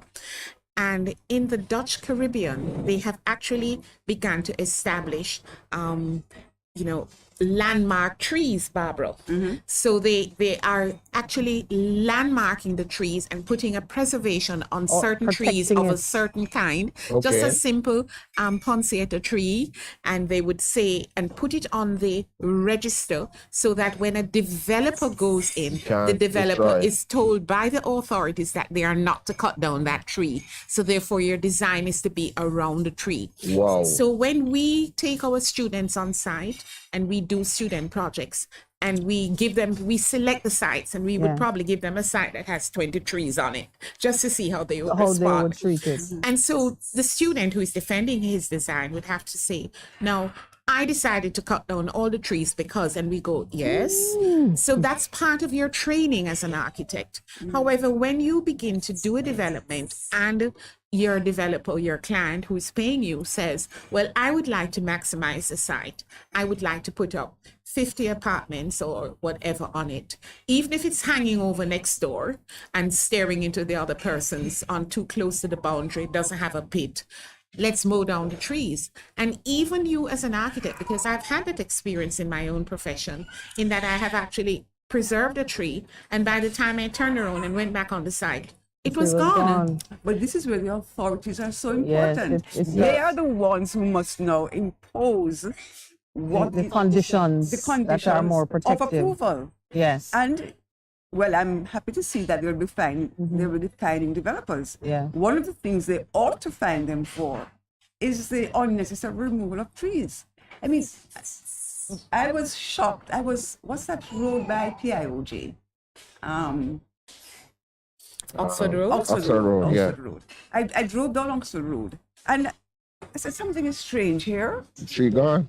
Some lignum vitae trees. Cut down, gone. No, the lignum vitae is on the list of endangered species. You see how many we are have on them all around Kingston, and we are cutting them down, even though we signed these conventions accords about climate change to conserve nature and the environment and all of this. So that is why I'm talking about the double speak. Yes. You go to So these where does it break down? conferences, Does it break down? But Pastor, it can easily break down because, as Dr. Kirby said, you don't have eyes everywhere to see who's cutting what, and after they cut it and cart it away, it never existed. That's one. Two, persons are not sufficiently educated. Exactly. A lot of young people today Yes, don't even know what a lignum vitae tree looks like. That's true. So they see it in the books, it's on the exercise book, and they know that it's a national flower or whatever. They think it's in a forest somewhere, Exactly. not on the streets Exactly. not on Oxford Road. But it's an awareness. So it's awareness. But I'd like to bring to light a particular issue that is before the CRC at this time, which is the expansion of Lady Musgrave Avenue. Now, that has been a lot of conversation has been going over the years over this, and a number of consultations by Citizens Association, particularly in the Golden Triangle. And remember that this started out of their advocacy because they were coming together as a neighborhood about building development, but also the expansion of the Lady Musgrave Road. So it is the idea of government to turn Lady Musgrave in the exact way as Barbican is. So it is supposed to be having, we don't know the details, but the outcome is, look at Barbican, that's what's going to be there. 2 lanes, 4-lane highway with a concrete medium in between. Yes. Now, there are all those beautiful trees, Barbara, along that road. Historic trees that are slated for destruction. So it's going to be going all the way, and they have put notices on people's fences along that area. Commercial buildings, even modern buildings that were recently done, which were given road widening approval, and then all of a sudden they're now demanding more of the property and taking out vegetation and trees in order to expand the road going right through the neighborhood. So, as you speak, I recall being in a city, I think it was in China, and seeing them taking out giant trees, preserving them to relocate. Are we at that place in Jamaica? Because there is that marriage between the preservation of the tree itself and the advance of progress in a community that is under change. The question, what is the balance? What is the balance between stopping? We are not there. As a preservation architect, so it's destruction. As a preservation architect, I see so many of our modern buildings. We must appreciate, and this is one of the concerns I have, that the modern architecture of Jamaica that came after the 1950s hurricane, and also our independence, of returning Jamaican architects who design buildings. These are the buildings being mowed down, and a huge high-rise is coming up in place of it. So there is a way in which you could actually do your development and integrate the modern architecture or the historic trees. What the proposal is, and we've heard the statements in Parliament, that they're going to be widening this road, and they're going to be planting how many hundreds of trees, in the hills? Or in the same neighborhood. So they're going to tear down existing trees, which are historical. They've been there. I'm sure that Lady Musgrave must have ridden past it on her way to and from King's House, and all the Queen and everybody. Is that the Lady Musgrave who didn't want to ride past the black man's house? Yes. They should change the name of that road. Well, I think it's a very wonderful part of our history. Why should we change the name? Everybody has a story about it, I love telling people that story. I must ask you this because of the preservationist part of your portfolio. how do you see us reconciling the painful parts of our history with sort of honoring the sacrifice of the many who survived those times or who pushed for change in those times, without sort of rubbing your nose in it? You know, in other countries, they've been pulling down statues and throwing out things and changing names and so on. Barbara, they're going to invite us to spend the whole day with them. Well, I have, you know, we only have 15 minutes left. You want to talk, Dr. Barbara, All right, talk about the Dr. tree. Barbara, finish the tree argument. The tree argument. I think I just woke up Dr. Pat with that question. You'll be providing breakfast, lunch, and dinner. And any club has hotel rooms as well. Oh my goodness. So you know that Forestry Department is on a drive to plant 3 million Yes. trees, which I fully endorse. Yeah. Correct. However, when we're thinking about trees, their functions, in particular their functions in the mitigation of climate change, we need to realize something. All trees are not equal. Tell that to the ficus. Right. All trees are not equal, and size matters. Right? So we can't say we are cutting down a large mature tree and planting a tree in its place.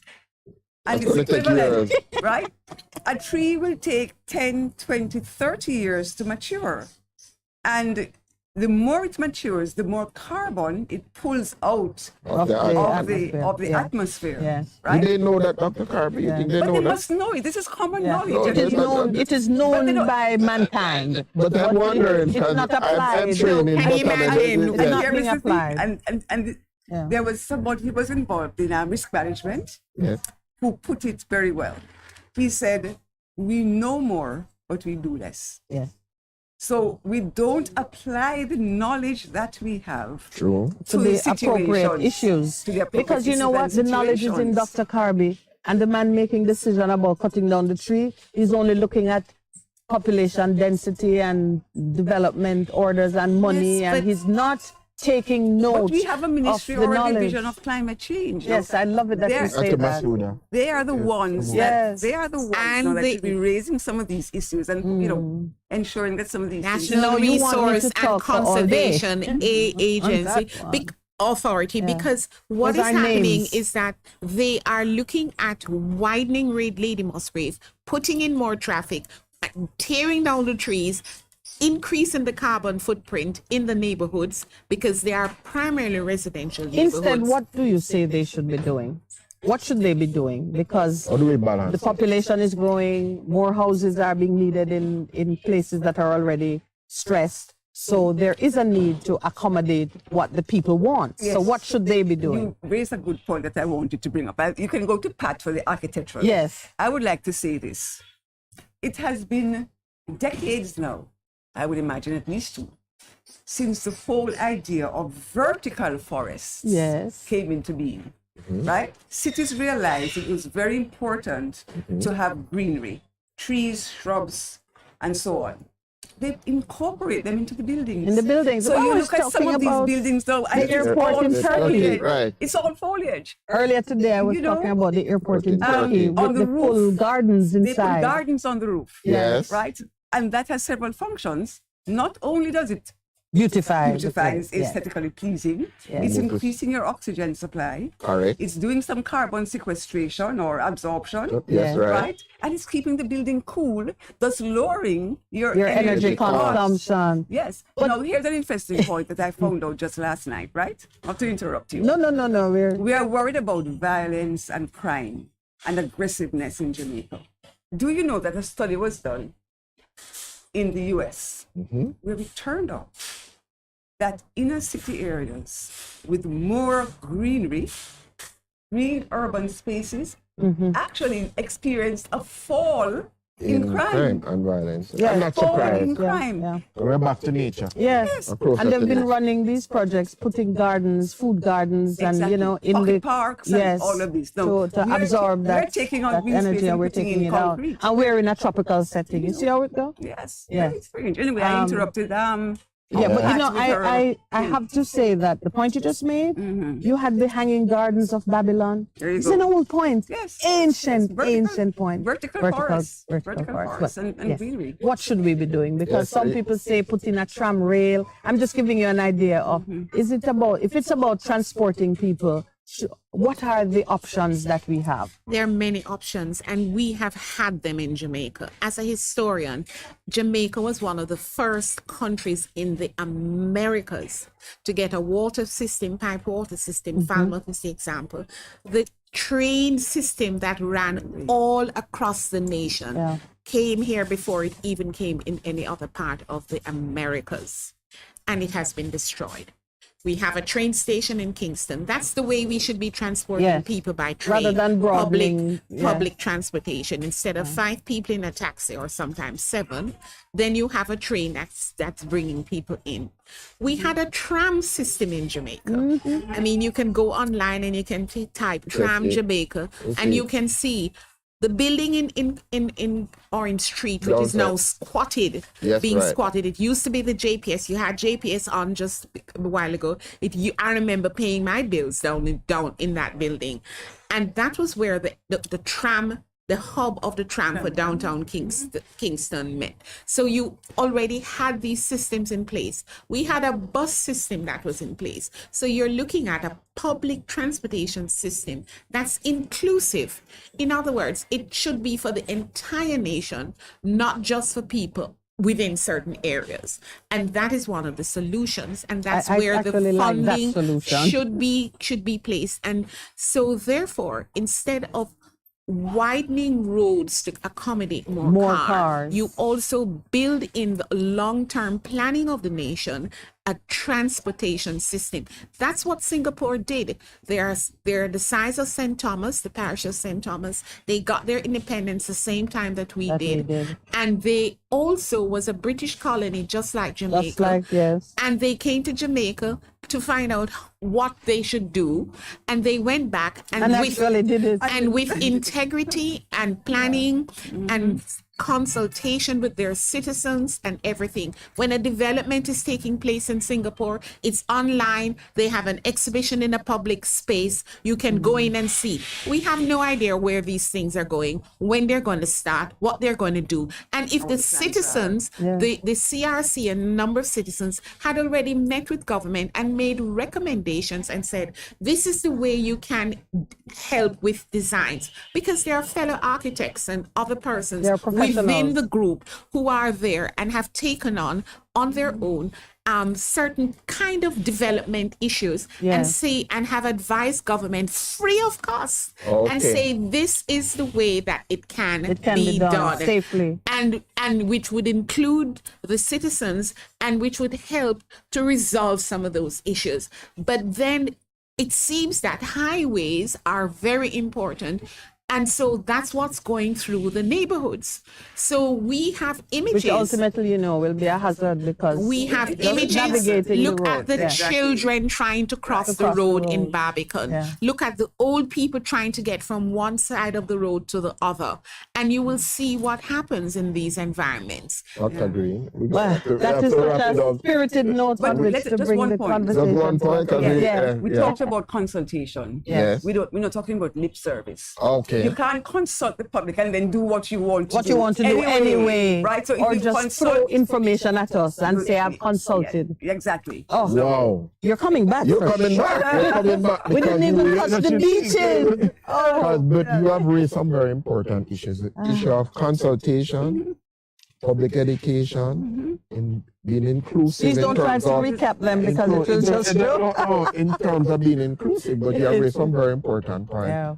And as a grassroots organization, or partnership, or coalition, or network, we salute you. We salute you for what you have done. On behalf of the team, on behalf of everybody, we thank you for inviting us. And it has been a delight being here, sitting in this wonderful, salubrious environment. Yes. And just to say, we recognize the importance of the media. Yes.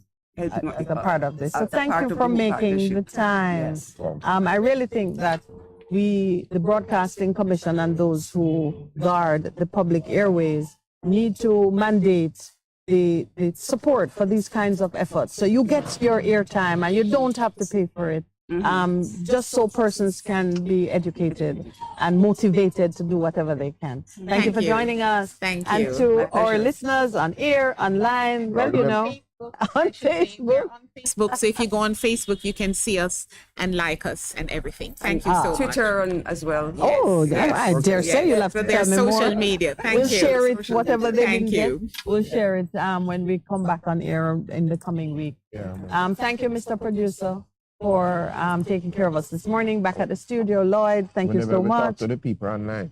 I've been watching it. Earl Brown, I know. Well, you know what? We're going to talk about this in the coming week. We're getting the ladies back to just sort of keep us on our toes with some other of the issues that affect. You know, we're talking about protecting the neighborhood, but really this goes into governance, into corruption, into everything that really matters, into policy. And it goes into how you and I can participate in making Jamaica a reality. The covenant, making the covenant work. All right. Have a great weekend, everyone. Thank you very much. This is the Morning Connection signing off.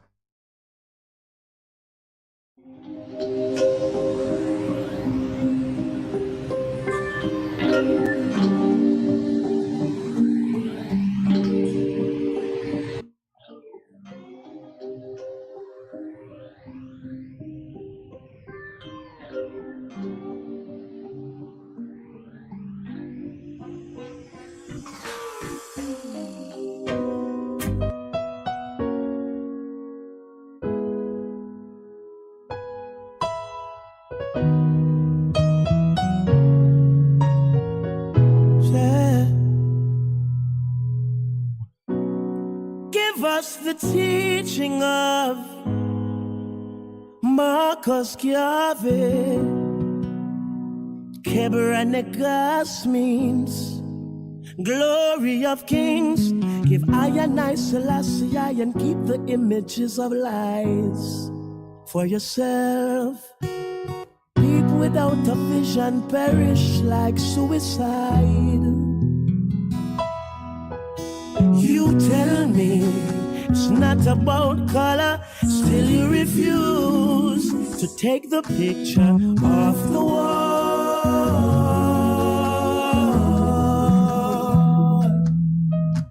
All you do is trick the brothers and keep them confused. They don't know who to call on in this spiritual war. No, tell me of a paradise in the sky when that's a lie. And no, tell me I was born in sin and shaped in iniquity when love created I. Look how many prophets